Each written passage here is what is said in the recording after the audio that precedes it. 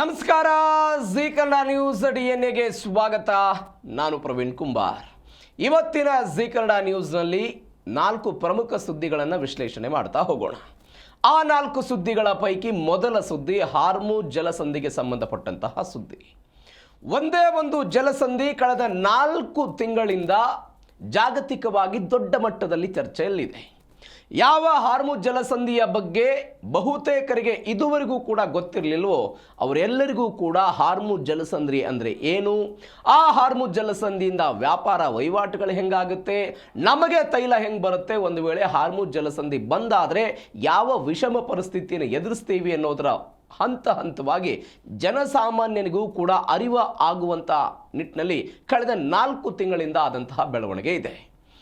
Iran ಮೇಲೆ Israel ಮತ್ತು America ಸೇರಿಕೊಂಡು ಜಂಟಿ ದಾಳಿಯನ್ನು ನಡೆಸಿದ ನಂತರ ಈ ದಾಳಿಗೆ ಪ್ರತ್ಯುತ್ತರವಾಗಿ ನಾವು ಮಾಡಬೇಕಾದದ್ದು ಹಾರ್ಮುಜ್ ಜಲಸಂಧಿಯನ್ನು ಬಂದ್ ಮಾಡಬೇಕು. ಆ ಹಾರ್ಮುಜ್ ಜಲಸಂಧಿಯನ್ನು ಬಂದ್ ಮಾಡಿದರೆ ವಾಣಿಜ್ಯ ಹಡಗುಗಳ ಓಡಾಟಕ್ಕೆ ಬ್ರೇಕ್ ಬೀಳುತ್ತೆ. ಆ ಮುಖಾಂತರ ನಮ್ಮ ಮೇಲೆ ನಡೀತಾ ಇರುವಂಥ ಈ ದಾಳಿ, ಯುದ್ಧ, ಮೂಲ ಸೌಕರ್ಯಗಳ ಮೇಲಿನ ಈ ದೊಡ್ಡದಾದಂಥ ಕ್ಷಿಪಣಿ ದಾಳಿಗಳು ಎಲ್ಲವೂ ಕೂಡ ಸ್ಟಾಪ್ ಆಗುತ್ತೆ ಅಂತ ಇರಾನ್ ಬಯಸ್ತು. ಅದರ ಭಾಗವಾಗಿ ಕಳೆದ 3-4 ತಿಂಗಳ ಅವಧಿಯಲ್ಲಿ ಹಾರ್ಮುಜ್ ಅನ್ನು ಬಂದ್ ಮಾಡಿತ್ತು ಇರಾನ್. ಇದೀಗ ಆ ಹಾರ್ಮುಜ್ ಅನ್ನ ತೆರಿತೀವಿ, ಮುಕ್ತ ಮಾಡ್ತೀವಿ ಅಂತ ಇರಾನ್ ಹೇಳಿದೆಯಂತೆ. ಇದೇ ಜಿ ಕನ್ನಡ ನ್ಯೂಸ್ ಡಿಎನ್ಎಯ ಮೊದಲ ಸುದ್ದಿ, ಹಾರ್ಮುಜ್ ಹಗ್ಗ ಜಗ್ಗಾಟ.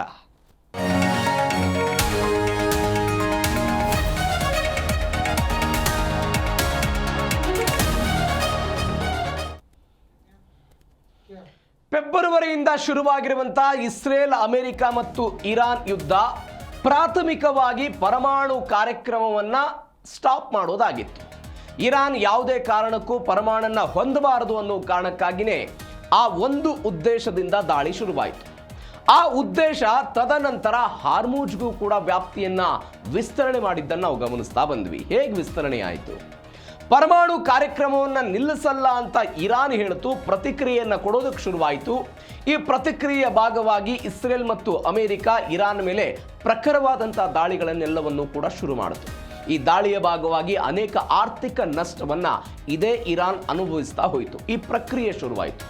ಈ ಪ್ರಕ್ರಿಯೆ ಶುರುವಾದ ನಂತರ ಇರಾನ್ಗೆ ಪರ್ಯಾಯ ಆಯ್ಕೆಗಳಿರಲಿಲ್ಲ. ಒಂದು, ಮಧ್ಯಪ್ರಾಚ್ಯದ ದೇಶಗಳ ಮೇಲೆ, ಅಮೆರಿಕಾದ ನೆಲೆಗಳ ಮೇಲೆ ದಾಳಿ ಮಾಡೋದು. ಎರಡನೇದ್ದು, ಅಮೆರಿಕಾದ ಮೇಲೆ ನೇರವಾದಂತಹ ದಾಳಿ ಮಾಡೋದು, ಇಸ್ರೇಲ್ನ ಮೇಲೆ ದಾಳಿ ಮಾಡೋದು. ಕೊನೆಯ ಆಪ್ಷನ್ ಏನಾಗಿತ್ತು? ಹಾರ್ಮುಜ್ ಜಲಸಂಧಿಯನ್ನು ಬಂದ್ ಮಾಡೋದು. ಆ ಹಾರ್ಮುಜ್ ಜಲಸಂಧಿಯನ್ನು ಬಂದ್ ಮಾಡಿದರೆ ವಿಶ್ವದ 20% ತೈಲ ಪೂರೈಕೆಯಲ್ಲಿ ವ್ಯತ್ಯಯ ಆಗುತ್ತೆ, ತೈಲ ಬೆಲೆಗಳು ಗಗನಕ್ಕೆ ಇರುತ್ತೆ, ಇಡೀ ರಾಷ್ಟ್ರ ಅಂದರೆ ಜಗತ್ತಿನ ಎಲ್ಲ ಆರ್ಥಿಕ ವ್ಯವಸ್ಥೆ ಕುಂಠಿತ ಆಗುತ್ತೆ. ಬೇರೆ ಬೇರೆ ದೇಶಗಳು ಅಮೆರಿಕಾದ ಮೇಲೆ ಒತ್ತಡವನ್ನು ಹೇರ್ತವೆ. ತೈಲ ಬೆಲೆ ಏರಿಕೆ ಆಗ್ತಾ ಇದೆ, ಇರಾನ್ ಮೇಲಿನ ದಾಳಿಯನ್ನು ನಿಲ್ಲಿಸಿ ಅಂತ ಜಾಗತಿಕವಾಗಿ ಬೇರೆ ಬೇರೆ ದೇಶಗಳು ಅಮೆರಿಕಕ್ಕೆ ಒತ್ತಡ ಹಾಕ್ತವೆ. ಆ ಒತ್ತಡದಿಂದ ಅಮೆರಿಕ ನಮ್ಮ ಮೇಲಿನ ದಾಳಿಯನ್ನು ಕಡಿಮೆ ಮಾಡಬಹುದು ಎನ್ನುವಂಥ ನಿರೀಕ್ಷೆಯೊಂದಿಗೆ ಹಾರ್ಮುಜ್ ಜಲಸಂಧಿಯನ್ನು ಬಂದ್ ಮಾಡೋ ಪ್ರಯತ್ನ ಆಯಿತು. ಈ ಹಾರ್ಮುಜ್ ಜಲಸಂಧಿ ಬಂದ್ ಆದ ನಂತರ ತೈಲ ಬೆಲೆಗಳು $120-136 ತನಕ ಹೋಯಿತು. ಎಲ್ಲ ಬೆಳವಣಿಗೆಗಳಾಯಿತು. ಅಮೆರಿಕ ಪದೇ ಪದೇ ಹಾರ್ಮುಜ್ ಮೇಲೆ ನಿಯಂತ್ರಣ ಹೇರುವುದಕ್ಕೆ ನೌಕಾ ದಿಗ್ಬಂಧನ ಎಲ್ಲವನ್ನೂ ಕೂಡ ಹಾಕ್ತಾ ಬಂತು. ಇದೀಗ ಈ ಹಾರ್ಮುಜ್ ಜಲಸಂಧಿಯನ್ನು ಮುಕ್ತ ಮಾಡ್ತೀವಿ ಅಂತ IRGC ಇರಾನ್ ಹೇಳಿಕೊಂಡಿದೆ. ಅದು ಅಮೆರಿಕದ ಬೇಡಿಕೆ ಕೂಡ ಆಗಿತ್ತು. ಹಾಗಾದರೆ ಏನಾಯಿತು? ಈ ಮುಖಾಂತರ ಇಡೀ ವಿಶ್ವಕ್ಕೆ ಇರಾನ್ ಒಂದು ಗುಡ್ ನ್ಯೂಸ್ ಕೊಟ್ಟಿದೆ. ಯಾವ ಗುಡ್ ನ್ಯೂಸ್ ಅಂತ ಹೇಳಿದರೆ, ಹಾರ್ಮುಜ್ ಜಲಸಂಧಿಯನ್ನು 1 ತಿಂಗಳಲ್ಲಿ ಯುದ್ಧ ಪೂರ್ವ ಸ್ಥಿತಿಗೆ ತರ್ತೀವಿ ಅಂತ ಅವ್ರು ಹೇಳ್ತಾ ಇರೋದು. ಮುಂದಿನ 1 ತಿಂಗಳಲ್ಲಿ ಫೆಬ್ರವರಿ 28ಕ್ಕಿಂತ ಮೊದಲು ಹೇಗೆ ಯಾವ ಪರಿಸ್ಥಿತಿ ಹಾರ್ಮುಜ್ ಜಲಾಶಯದಲ್ಲಿತ್ತು, ಅಂದರೆ ಜಲಸಂಧಿಯಲ್ಲಿತ್ತು, 33 ಕಿಲೋಮೀಟರ್ ವ್ಯಾಪ್ತಿಯ ಆ ಜಲಸಂಧಿ, ಅಲ್ಲಿ ನಾವು ಎಲ್ಲ ವ್ಯವಸ್ಥೆಯನ್ನು ತೆಗೆದುಕೊಂಡು ಬರ್ತೀವಿ ಅಂತ ಇರಾನ್ ಹೇಳಿದೆ. ಅಮೆರಿಕ ಮತ್ತು ಇರಾನ್ ಶಾಂತಿ ಒಪ್ಪಂದದ ಕುರಿತು ಗಂಭೀರವಾಗಿ ಚಿಂತಿಸ್ತೀವಿ. ಯಾರು ಹೇಳ್ತಾ ಇರೋದು? ಇರಾನ್ ಅವರು ಹೇಳಿದ್ದಾರೆ. ಮಾತುಕತೆ ಒಪ್ಪಂದದ ಕರಡು ಪ್ರತಿಯಲ್ಲಿ ಉಲ್ಲೇಖ ಮಾಡಿದಂತೆ ಹಾರ್ಮುಜ್ ಅನ್ನು ನಾವು ಮುಕ್ತ ಮಾಡ್ತೀವಿ ಅಂತ. ಈ ಹಾರ್ಮುಜ್ ಅನ್ನು ಮುಕ್ತ ಮಾಡಬೇಕು ಅನ್ನೋದು ಅಮೆರಿಕದ ಬೇಡಿಕೆ ಆಗಿತ್ತು. ಮೊದಲು ಪರಮಾಣು, ಅದಾದ ನಂತರ ಹಾರ್ಮುಜ್ ಮುಕ್ತ ಆಗಿರಬೇಕು. ಈ ಬೇಡಿಕೆಯ ಸಲುವಾಗಿ ಅಮೆರಿಕ ಅಲ್ಲಿ ನೌಕಾ ದಿಗ್ಬಂಧನ ಎಲ್ಲವನ್ನೂ ಕೂಡ ಹಾಕುವ ಪ್ರಯತ್ನವನ್ನು ಮಾಡಿತ್ತು. ಅದರ ಭಾಗವಾಗಿ ಇದೀಗ ಅವರು ಹೇಳ್ತಾ ಇದ್ದಾರೆ, ಜಲಸಂಧಿಯಲ್ಲಿ ಹಾದು ಹೋಗುವಂಥ ಹಡಗುಗಳಿಗೆ ಯಾವುದೇ ಕಿರುಕುಳ ಕೊಡಲ್ಲ ಅಂತ ಹೇಳಿದ್ದಾರೆ. ಇರಾನ್ ಆಯಕಟ್ಟಿನ ಜಲಮಾರ್ಗದ ಮುಖಾಂತರ ಸಾಗಣೆಗೆ ಅವಕಾಶವನ್ನು ಮಾಡಿಕೊಡ್ತೀವಿ ಅಂತ. ಆದರೆ ಹಡಗು ಮಾರ್ಗ ನಿರ್ವಹಣೆ ಪರಿಶೀಲನಾ ಮೇಲೆ ಒಂದು ಸೇವಾ ಶುಲ್ಕವನ್ನು ವಿಧಿಸ್ತೀವಿ ಅಂತ, ಅಂದರೆ ಟ್ಯಾಕ್ಸ್ನ ಬದಲಾಗಿ ಸೇವಾ ಶುಲ್ಕವನ್ನು ವಿಧಿಸ್ತೀವಿ ಅಂತ ಇರಾನ್ನವ್ರು ಹೇಳ್ಕೊಂಡಿದ್ರಲ್ಲ, ಆ ಸರ್ವಿಸ್ ಫೀಸನ್ನು ನಾವು ಹಾಕ್ತೀವಿ ಅಂತ ಅವರೆಲ್ಲ ಹೇಳ್ತಾ ಇದ್ದಾರೆ. ಹೆಂಗಾಯ್ತು ನೋಡಿ ನೀವು ಬೆಳವಣಿಗೆ. ಫೆಬ್ರವರಿ 28ನೇ ತಾರೀಕಿಗೆ ಯುದ್ಧ ಶುರುವಾಯಿತು. ಯುದ್ಧ ಶುರುವಾದ ನಂತರ ಕ್ಷಿಪಣಿಗಳ ದಾಳಿ ಎಲ್ಲವೂ ಕೂಡ ಆಯಿತು. ಇರಾನ್ನವರು ಕೂಡ ಅದಕ್ಕೆ ರಿಯಾಕ್ಟ್ ಮಾಡಿದ್ರು. ದಾಳಿಯ ಭೀಕರತೆ ಎಲ್ಲ ಜಾಸ್ತಿ ಆಗ್ತಾ ಹೋಯಿತು.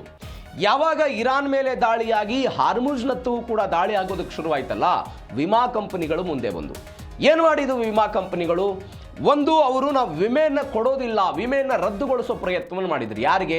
ವಾಣಿಜ್ಯ ಹಡಗುಗಳಿಗೆ ವಿಮೆಯನ್ನು ಕೊಡುವಂತಹ ಪ್ರಯತ್ನಗಳೇನಿತ್ತು ಅದೆಲ್ಲವನ್ನು ರದ್ದುಪಡಿಸಿದ್ರು. ಬಿಕಾಸ್ ಅಲ್ಲಿ ಒಂದು ಭಯಾನಕವಾದಂಥ ವಾತಾವರಣ ಸೃಷ್ಟಿಯಾಗಿತ್ತು, ಯುದ್ಧದ ವಾತಾವರಣ ಸೃಷ್ಟಿಯಾಗಿತ್ತು. ವಿಮೆಗಳನ್ನು ಕೊಡಿಸೋದು ನಿಲ್ಲಿಸಿದ್ರು. ವಿಮೆಗಳನ್ನು ಕೊಡೋದು ನಿಲ್ಲಿಸಿದ ತಕ್ಷಣ ಅದಕ್ಕೆ ಪ್ರತಿಕೂಲವಾದಂಥ ವ್ಯವಸ್ಥೆಗಳು ಶುರುವಾಯಿತು. ಎರಡನೇ ಭಾಗವಾಗಿ ಏನು ಮಾಡಿದ್ರು? ಸ್ವಲ್ಪ ವಿಮೆಯನ್ನು ಕೊಡೋ ಪ್ರಯತ್ನದ ಭಾಗವಾಗಿ ವಿಮೆಯ ಹಣ ಇತ್ತಲ್ಲ ಅದನ್ನು ಹೆಚ್ಚಳ ಮಾಡ್ತಾ ಹೋದ್ರು. ಇದರ ವಿರುದ್ಧವೂ ಕೂಡ ಅಮೆರಿಕ ಕಿಡಿಕಾರೋ ಪ್ರಯತ್ನವನ್ನು ಮಾಡಿತ್ತು. ಜಾಗತಿಕವಾಗಿ ತೈಲ ದರದ ಏರಿಕೆಗೆ ಇದೆಲ್ಲವೂ ಕೂಡ ಕಾರಣ ಆಗಿತ್ತು. ನಾವು ಅನೇಕ ಬಾರಿ ಇದ್ರ ಬಗ್ಗೆ ಮಾತನಾಡಿದ್ದೀವಿ. ಯಾಕೆ ಹಾರ್ಮುಜ್ ಅವಶ್ಯಕ ಇಡೀ ಜಗತ್ತಿಗೆ ಅಂತ. 1/3 ಭಾಗದಷ್ಟು ತೈಲ ಇದೇ ಭಾಗದಲ್ಲಿ ಸಾಗಾಟ ಆಗುತ್ತೆ. LNG ಕೂಡ 20% ಈ ಭಾಗದ ಮುಖಾಂತರ ಸಾಗಾಟ ಆಗುತ್ತೆ. ನಮಗೆ ಪ್ರಾಮುಖ್ಯತೆವಾಗಿ ಮಧ್ಯಪ್ರಾಚ್ಯಗಳು ರಫ್ತು ಮಾಡ್ತಾರೆ, ಆದಾಯ ಗಳಿಸ್ತಾರೆ, ಎಲ್ಲವೂ ಕೂಡ ಓಕೆ. ಏಷ್ಯಾದ 4 ದೇಶ ಇದೆಯಲ್ಲ, ಭಾರತ ಆಗಿರ್ಬೋದು, ಚೀನಾ ಮತ್ತು ಜಪಾನ್, ದಕ್ಷಿಣ ಕೊರಿಯಾ, ಈ 4 ದೇಶಗಳು ತನ್ನ ತೈಲದ ಒಟ್ಟಾರೆ ಪ್ರಮಾಣದಲ್ಲಿ 70ರಿಂದ 80% ಇದೇ ಹಾರ್ಮುಜ್ ಜಲಸಂಧಿಯನ್ನೇ ನಂಬಿಕೊಂಡು ಬದುಕ್ತಾ ಇರೋದು. ಈ ಹಾರ್ಮುಜ್ ಜಲಸಂಧಿಯಲ್ಲಿ ವ್ಯತ್ಯಯಗಳು ಏನಾದರೂ ಉಂಟಾದರೆ ಮೊದಲು ಎಫೆಕ್ಟ್ ಆಗೋದು ಏಷ್ಯಾದ ಈ 4 ದೇಶಗಳಿಗೆ. ಹೀಗಾಗಿ ಇದು ಮುಕ್ತ ಆಗಬೇಕು ಎನ್ನುವಂತಹ ಬಯಕೆಯನ್ನು ಭಾರತವು ಕೂಡ ವ್ಯಕ್ತಪಡಿಸಿತ್ತು, ಚೀನಾ ಕೂಡ ವ್ಯಕ್ತಪಡಿಸಿತ್ತು, ಬೇರೆ ಬೇರೆ ದೇಶಗಳು ಕೂಡ ವ್ಯಕ್ತಪಡಿಸಿತ್ತು. ಇದೀಗ ಅಮೆರಿಕ ಮತ್ತು ಇರಾನ್ ನಡುವೆ ಮಾತುಕತೆ ಆಗ್ತಾ ಇದೆ. ಇದರ ಭಾಗವಾಗಿ ದೋಹಾದಲ್ಲಿ ಮಾತುಕತೆಗಳು ಎಲ್ಲವೂ ಕೂಡ ಆಗ್ತಾ ಇದೆ ಅಂತ ನಾವೇನು ಹೇಳ್ತಾ ಇದ್ವಲ್ವಾ, ಆ ಮಾತುಕತೆಯ ಭಾಗವಾಗಿ 60 ದಿನಗಳ ಕದನ ವಿರಾಮದಲ್ಲಿ ಮುಂದಿನ 1 ತಿಂಗಳ ಕಾಲ ಯುದ್ಧದ ಪೂರ್ವ ಸ್ಥಿತಿಯಲ್ಲಿ ಹೆಂಗೆ ಹಾರ್ಮುಜ್ ಇತ್ತೋ ಆ ಪರಿಸ್ಥಿತಿಗೆ ನಾವು ನಿಯಂತ್ರಣಕ್ಕೆ ತೆಗೆದುಕೊಂಡು ಬರ್ತೀವಿ ಅಂತ ಇರಾನ್ನವರು ಹೇಳಿದ್ದಾರೆ ಅಂತ. ಏನೇನು ಮಾಡ್ತಾರೆ? ಸಮುದ್ರದಲ್ಲಿರುವಂತಹ ಮೈನ್ಸ್ಗಳನ್ನು ತೆಗಿಬೇಕು, ಮುಕ್ತ ಓಡಾಟಕ್ಕೆ ಅವಕಾಶವನ್ನು ಮಾಡಿಕೊಡಬೇಕು, ಯಾವುದೇ ಹಡಗುಗಳ ಮೇಲೆ ದಾಳಿ ಆಗದಂತೆ ಒಂದು ಖಚಿತತೆಯನ್ನು ಪಡೆದುಕೊಳ್ಳಬೇಕು.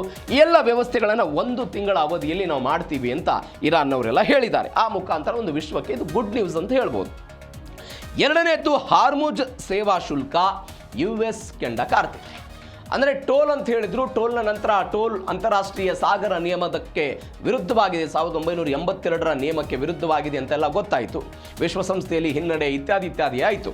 ಅದಕ್ಕೆ ಅವರು ಸೇವಾ ಶುಲ್ಕ ಅಂತ ಹೇಳಿದರು.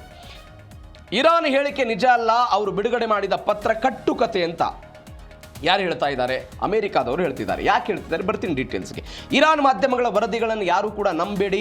ತನ್ನ ಅಧಿಕೃತ ಎಕ್ಸ್ ಅಕೌಂಟ್ನಲ್ಲಿ ಶ್ವೇತಭವನ ಮನವಿ ಮಾಡಿದೆ. ಹಡಗುಗಳಿಂದ ಭಾರಿ ಪ್ರಮಾಣದಲ್ಲಿ ಟೋಲ್ ಸಂಗ್ರಹ ಮಾಡಲಾಗ್ತಿದೆ, ಹಡಗುಗಳಿಂದ ನ್ಯಾವಿಗೇಷನ್ ಶುಲ್ಕ ಪಡಿತಾ ಇರೋದು ತಪ್ಪು ಅಂತ ಅಮೆರಿಕ ಹೇಳ್ಕೊಂಡಿದೆ. ಯಾಕೆ ಈ ಪರಿಸ್ಥಿತಿ ಅಂತ ಹೇಳಿದರೆ, ಈ ಹಾರ್ಮುಜ್ನಲ್ಲಿ ಸೇವಾ ಶುಲ್ಕವನ್ನು ವಿಧಿಸುವುದಕ್ಕೆ ಅಮೆರಿಕ ಒಪ್ಪಿಕೊಂಡಿದೆ ಅಂತ ಇರಾನ್ನ ಮಾಧ್ಯಮಗಳೆಲ್ಲ ವರದಿ ಮಾಡ್ತು. ಇರಾನ್ನ ಸರ್ಕಾರ ಹೇಳ್ತು, ಇರಾನ್ನ ಸರ್ಕಾರಿ ಮಾಧ್ಯಮಗಳೆಲ್ಲ ಅದನ್ನೆಲ್ಲ ಪ್ರಯತ್ನ ಮಾಡಿದರು. ಅಮೆರಿಕ ಒಪ್ಕೊಂಡಿದೆ, ಅಮೆರಿಕ ಸೇವಾ ಶುಲ್ಕವನ್ನು ವಿಧಿಸುವುದಕ್ಕೆ ಅಮೆರಿಕ ಒಪ್ಕೊಂಡಿದೆ ಅಂತೆಲ್ಲ ಹೇಳಿದ್ರು. ಅದಕ್ಕೆ ಇದೀಗ ಶ್ವೇತಭವನದ ಅಧಿಕೃತ ಖಾತೆಯಲ್ಲಿ ಹೇಳಿದ್ದಾರೆ, ಅಮೆರಿಕಾದ ಇರಾನ್ನ ನಿಲುವು ಮತ್ತು ಮಾಧ್ಯಮಗಳ ವರದಿ ಏನಿತ್ತು ಅವುಗಳ ವಿರುದ್ಧ ಆರೋಪವನ್ನು ಮಾಡಿ ಅದೆಲ್ಲ ಕೇವಲ ಕಟ್ಟುಕತೆ, ಅದು ಹಾದಿ ತಪ್ಪಿಸುವಂತಹ ಪ್ರಯತ್ನ ಅಂತ ಅಮೆರಿಕಾದ ಶ್ವೇತಭವನ ಹೇಳ್ಕೊಂಡಿದೆ. ಅವರು ಹೇಳ್ತಾ ಇದ್ದಾರೆ, ಹಾರ್ಮುಜ್ನಲ್ಲಿ ಈ ಟೋಲ್ ಕಲೆಕ್ಟ್ ಮಾಡೋದು ಅಕ್ರಮ, ಅದು ನ್ಯಾವಿಗೇಷನ್ ಶುಲ್ಕ ಅಂತ ಹೇಳ್ತಾರಲ್ಲ ಅದು ಕೂಡ ಅಕ್ರಮವಾಗಿರೋದು, ಅಂತಾರಾಷ್ಟ್ರೀಯ ಸಾಗರ ನಿಯಮಗಳಿಗೆ ಇದು ವಿರುದ್ಧವಾಗಿದೆ, ಇದರ ಪರವಾಗಿ ನಾವು ಯಾವತ್ತೂ ಕೂಡ ಇರೋದಿಲ್ಲ, ಇರಾನ್ ಸುಳ್ಳು ಮಾಹಿತಿಯನ್ನು ಕೊಡ್ತಾ ಇದೆ ಅಂತ ಅವರು ಹೇಳಿದರು. ಎರಡನೇದ್ದು, ಸೇವಾ ಶುಲ್ಕವನ್ನು ವಿಧಿಸ್ತೀನಿ, ಪರಿಸರ ಮಾಲಿನ್ಯವನ್ನು ತಡಿತೀನಿ, ಹಡಗುಗಳಿಗೆ ಸಹಾಯ ಮಾಡ್ತೀನಿ, ಯಾವುದಾದ್ರೂ ಹಡಗುಗಳು ತಾಂತ್ರಿಕವಾಗಿ ಇಕ್ಕಟ್ಟಿಗೆ ಸಿಲುಕಿದಾಗ, ದೊಡ್ಡ ಹಡಗುಗಳು ಏನಾದರೂ ಸಿಕ್ಕಾಕೊಂಡಾಗ ಅವುಗಳಿಗೆ ಸಹಾಯ ಮಾಡೋ ಮುಖಾಂತರ ಸೇವಾ ಶುಲ್ಕವನ್ನು ಪಡಿತೀನಿ ಅಂತ ಏನು ಇರಾನ್ ಹೇಳ್ತಾ ಇದೆ, ಇದು ಜಗತ್ತಿಗೆ ಮಾಡ್ತಾ ಇರುವಂತಹ ಬ್ಲಾಕ್ ಮೇಲ್ ಒಂದು ತಂತ್ರ ಅಂತ ಅಮೆರಿಕ ಹೇಳ್ಕೊಂಡಿದೆ. ಸೇವಾ ಶುಲ್ಕದ ಹೆಸರಿನಲ್ಲಿ ಬ್ಲಾಕ್ ಮೇಲ್ ಮಾಡ್ತಾ ಇದೆ ಇರಾನ್ ಅಂತ ಎರಡನೇ ಭಾಗವಾಗಿ ಹೇಳಿರೋದು. ಅವರು ಹೇಳ್ತಾ ಇರುವಂತದ್ದು, ಅಂತಾರಾಷ್ಟ್ರೀಯ ಕಡಲ ಕಾನೂನಿನ ನಿಯಮಗಳೇನಿದೆ ಅವುಗಳನ್ನ ಗಾಳಿಗೆ ತೂರಿ ಇರಾನ್ ಒಂದು ಕಡೆ ನಿಯಮಗಳನ್ನು ಗಾಳಿಗೆ ತೋರ್ತಾ ಇದೆ, ಮತ್ತೊಂದು ಕಡೆ ಪರೋಕ್ಷವಾಗಿ ಕಡಲ್ಗಳ್ಳತನಕ್ಕೆ ಸಮನಾದಂತಹ ಕೃತ್ಯವನ್ನ ಇದೇ ಹಾರ್ಮುಜ್ ಜಲಸಂಧಿಯಲ್ಲಿ ಮಾಡ್ತಾ ಇದೆ ಅಂತ ಅಮೆರಿಕಾದವರು ಇರಾನ್ ವಿರುದ್ಧ ಆರೋಪ ಮಾಡಿರೋದು. ಕೊನೆಯದಾಗಿ ಅವರು ಹೇಳ್ತಾರೆ, ಇರಾನ್ ಮಾಧ್ಯಮದ ಜಂಟಿ ಒಪ್ಪಂದದ ಕರಡು ಪ್ರತಿ ಅವರೇನು ಬಿತ್ತರ ಮಾಡಿದ್ರಲ್ಲ, ಹಿಂದಿಂತ ಒಪ್ಪಂದ ಆಗಿದೆ, ಹಾರ್ಮುಜ್ನಲ್ಲಿ ಸೇವಾ ಶುಲ್ಕವನ್ನು ವಿಧಿಸುವುದಕ್ಕೆ ಸ್ವತಃ ಅಮೆರಿಕ ಒಪ್ಕೊಂಡಿದೆ ಅಂತ ಒಂದೆಲ್ಲ ಆ ಕರಡು ಪ್ರತಿಯನ್ನು ಕೂಡ ಟಿವಿಯಲ್ಲಿ ಟೆಲಿಕಾಸ್ಟ್ ಮಾಡೋ ಪ್ರಯತ್ನವನ್ನ ಇರಾನ್ ಸರ್ಕಾರ ಮಾಡಿತ್ತು, ಇರಾನ್ ಸರ್ಕಾರಿ ಮಾಧ್ಯಮಗಳು ಮಾಡಿತ್ತು. ಇದಕ್ಕೆ ಶ್ವೇತಭವನ ಹೇಳ್ತಾ ಇದೆ, ಇದೆಲ್ಲವೂ ಕೂಡ ಶುದ್ಧ ಸುಳ್ಳು, ಯಾವ ಕಾರಣಕ್ಕೂ ನಾವು ಅದಕ್ಕೆ ಒಪ್ಪಿಗೆಯನ್ನು ಕೊಟ್ಟಿಲ್ಲ ಅಂತ ಅಮೆರಿಕ ಸ್ಪಷ್ಟನೆ ಕೊಡೋ ಪ್ರಯತ್ನವನ್ನು ಮಾಡಿದೆ. ಇವೆಲ್ಲದರ ಭಾಗವಾಗಿ ಇರಾನ್ನ 4 ಷರತ್ತುಗಳನ್ನು ಡೊನಾಲ್ಡ್ ಟ್ರಂಪ್ ಒಪ್ಪಿಕೊಂಡಿದ್ದಾರೆ ಅಂತ ಇರಾನ್ ಹೇಳಿಕೊಂಡಿದೆ. ಇರಾನ್ನ 4 ಷರತ್ತುಗಳನ್ನು ಒಪ್ಪಿಕೊಂಡಿದ್ದಾರಂತೆ ಡೊನಾಲ್ಡ್ ಟ್ರಂಪ್. ತೈಲ ಬೆಲೆಗಳು ಸೇರಿದಂತೆ ನಿರ್ಬಂಧಗಳ ಸಡಿಲಿಕೆ ಮಾಡ್ತೀವಿ ಅನ್ನುವಂಥದ್ದು ಒಂದು, ಅವರ ಮೇಲೆ ಆರ್ಥಿಕ ನಿರ್ಬಂಧ ಹಾಕಲಾಗಿದೆ, ತೈಲ ರಫ್ತಿಗೆಲ್ಲ ಅಲ್ಲಿ ಬ್ರೇಕ್ ಹಾಕುವಂಥ ಪ್ರಯತ್ನಗಳಾಗಿದೆ. ಫೈಜ್ ಫಂಡ್ ಬಿಡುಗಡೆಗೆ ಅದನ್ನು ಮಾತುಕತೆಗೆ ಒಪ್ಪಿಗೆ ಕೊಟ್ಟಿದ್ದಾರೆ ಅಂತ ಇರಾನ್ ಹೇಳ್ಕೊಂಡಿರೋದು. ಈ ವಿಚಾರದಲ್ಲಿ ಗೊಂದಲ ಇದೆ. ಅಮೆರಿಕ ನಾವು ಒಪ್ಕೊಂಡಿಲ್ಲ ಅಂತ ಅವರು ಹೇಳ್ತಿದ್ದಾರೆ, ಇರಾನ್ ಅವರು ಹೌದು ಒಪ್ಕೊಂಡಿದ್ದಾರೆ ಅಂತ. ಇರಾನ್ ಮಾಧ್ಯಮ ಹೇಳ್ತಾ ಇರುವಂತಹ ಪ್ರಕಾರ 4 ಷರತ್ತುಗಳಿಗೆ ಅಮೆರಿಕ ಒಪ್ಪಿಕೊಂಡಿದೆ ಅಂತ.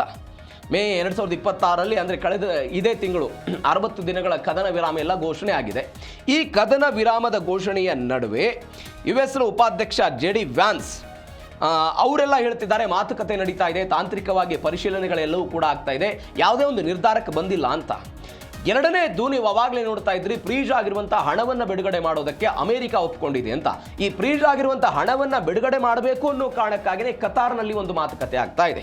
ಕತಾರ್ ದೇಶದ ಮಧ್ಯಸ್ಥಿಕೆಯಲ್ಲೇ ಈ ಫಂಡ್ಗಳನ್ನು ಬಿಡುಗಡೆ ಮಾಡಬೇಕು ಅನ್ನುವಂತಹ ದೃಷ್ಟಿಯಲ್ಲಿ ಒಂದು ಮಾತುಕತೆ ಆಗ್ತಾ ಇದೆ. ಬಟ್ ಅಮೆರಿಕ ಅದನ್ನು ನಿರಾಕರಣೆ ಮಾಡ್ತಾ ಇದೆ.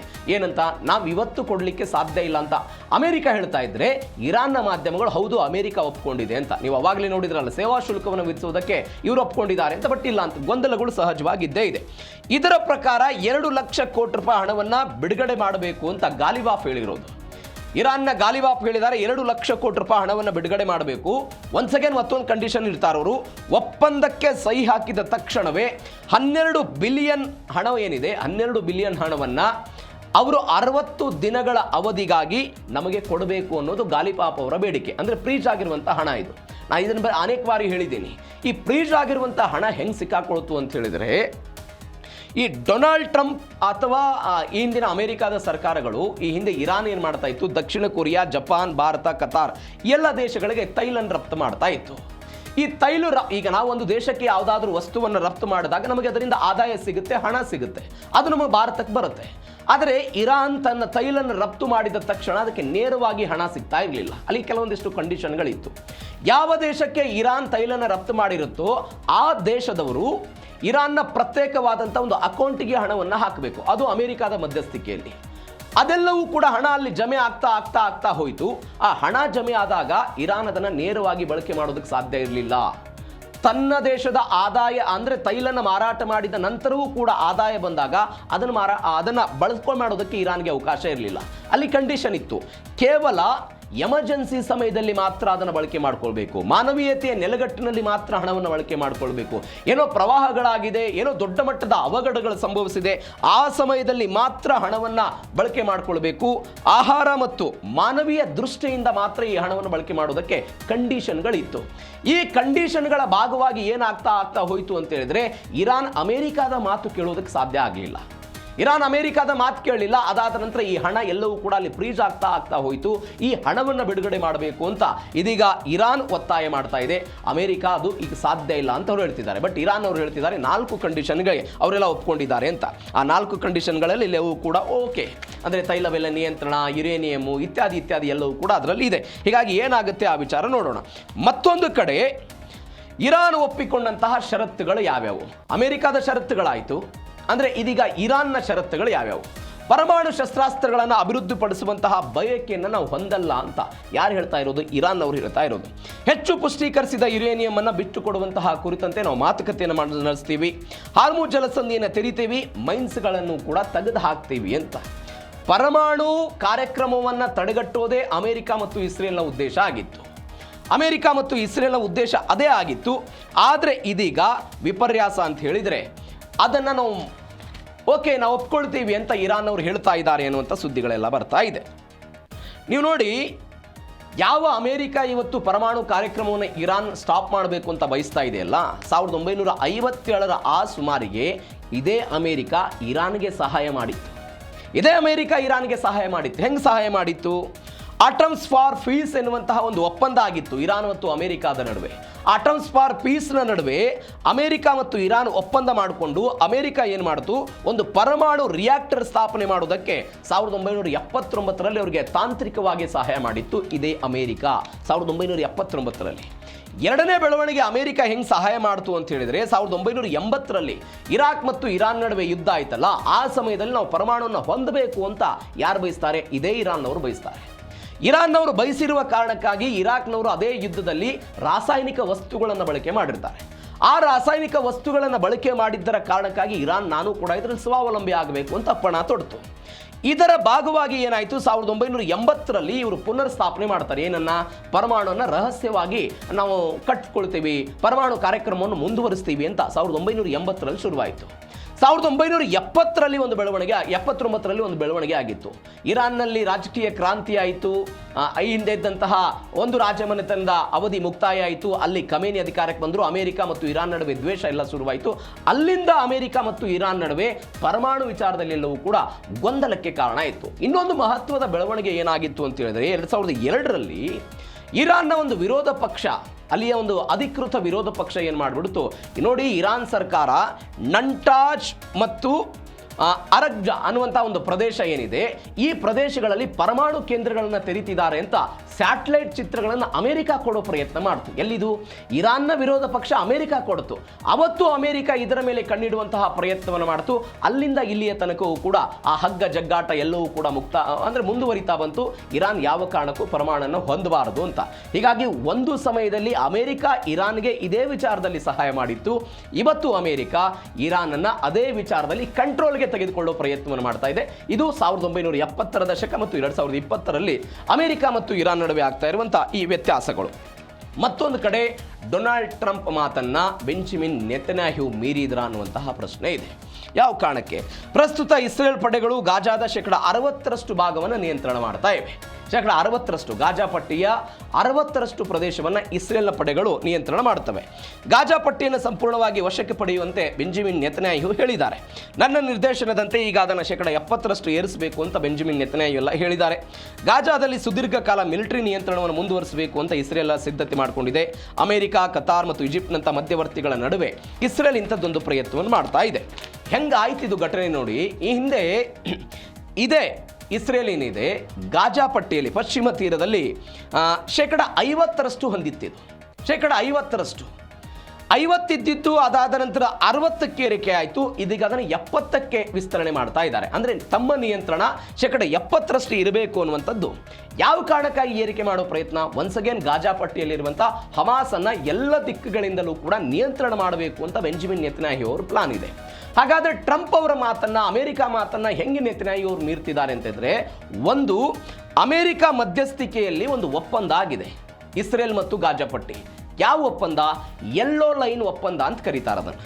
ಯೆಲ್ಲೋ ಲೈನ್ ಒಪ್ಪಂದದ ಪ್ರಕಾರ ಇಸ್ರೇಲ್ ಯಾವುದೇ ಕಾರಣಕ್ಕೂ ಕೂಡ ತನ್ನ ಇಸ್ರೇಲ್ನ ಪಡೆಗಳು ಗಾಜಾ ಪಟ್ಟಿಯ ಭೂಭಾಗವನ್ನು ನಿಯಂತ್ರಣ ಮಾಡುವಂತಹ ಪ್ರಮಾಣ ಕೇವಲ 53% ಮಾತ್ರ ನಿಯಂತ್ರಣ ಮಾಡಬೇಕು.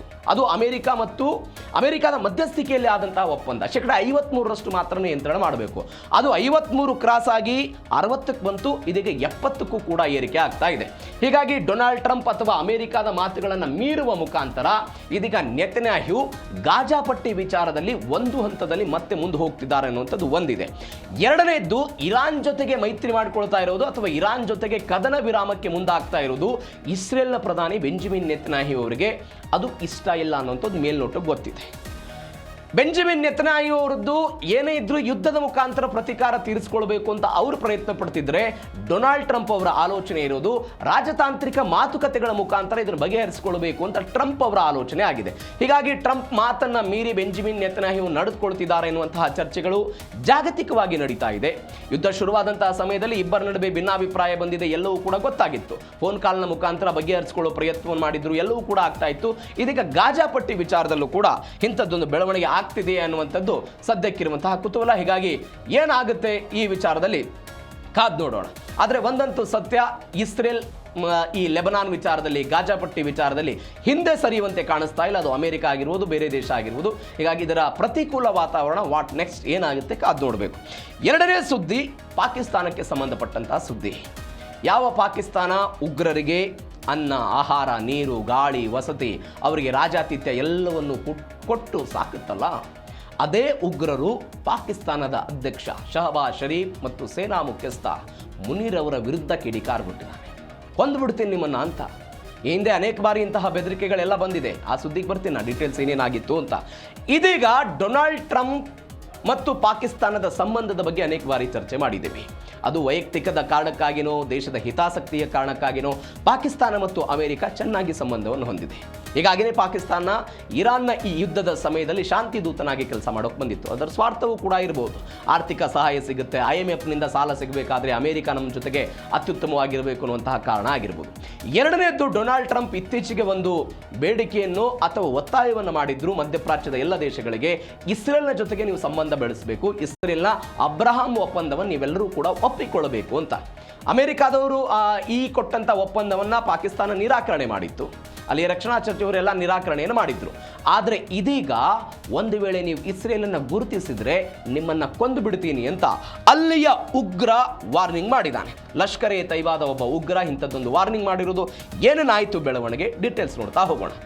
ಇಸ್ರೇಲ್ ಅಮೆರಿಕ ಬೆಂಬಲಿಸಿದ್ರೆ ಕೊಲೆ ಮಾಡ್ತೀನಿ ಅಂತ ಹೇಳಿರುವಂಥ ವ್ಯಕ್ತಿ ಆತ. ಅಮೆರಿಕ ಇಸ್ರೇಲ್ ಜೊತೆ ಪಾಕ್ ಪ್ರಧಾನಿ ಶಹಬಾಜ್ ಶರೀಫ್, ಸೇನಾ ಮುಖ್ಯಸ್ಥ ಅಸಿಮ್ ಮುನೀರ್ ಹೊಂದಾಣಿಕೆ, ಈ ಹೊಂದಾಣಿಕೆ ನಮಗಿಷ್ಟ ಇಲ್ಲ ಅಂತ ಉಗ್ರ ಹೇಳ್ತಾ ಇರೋದು.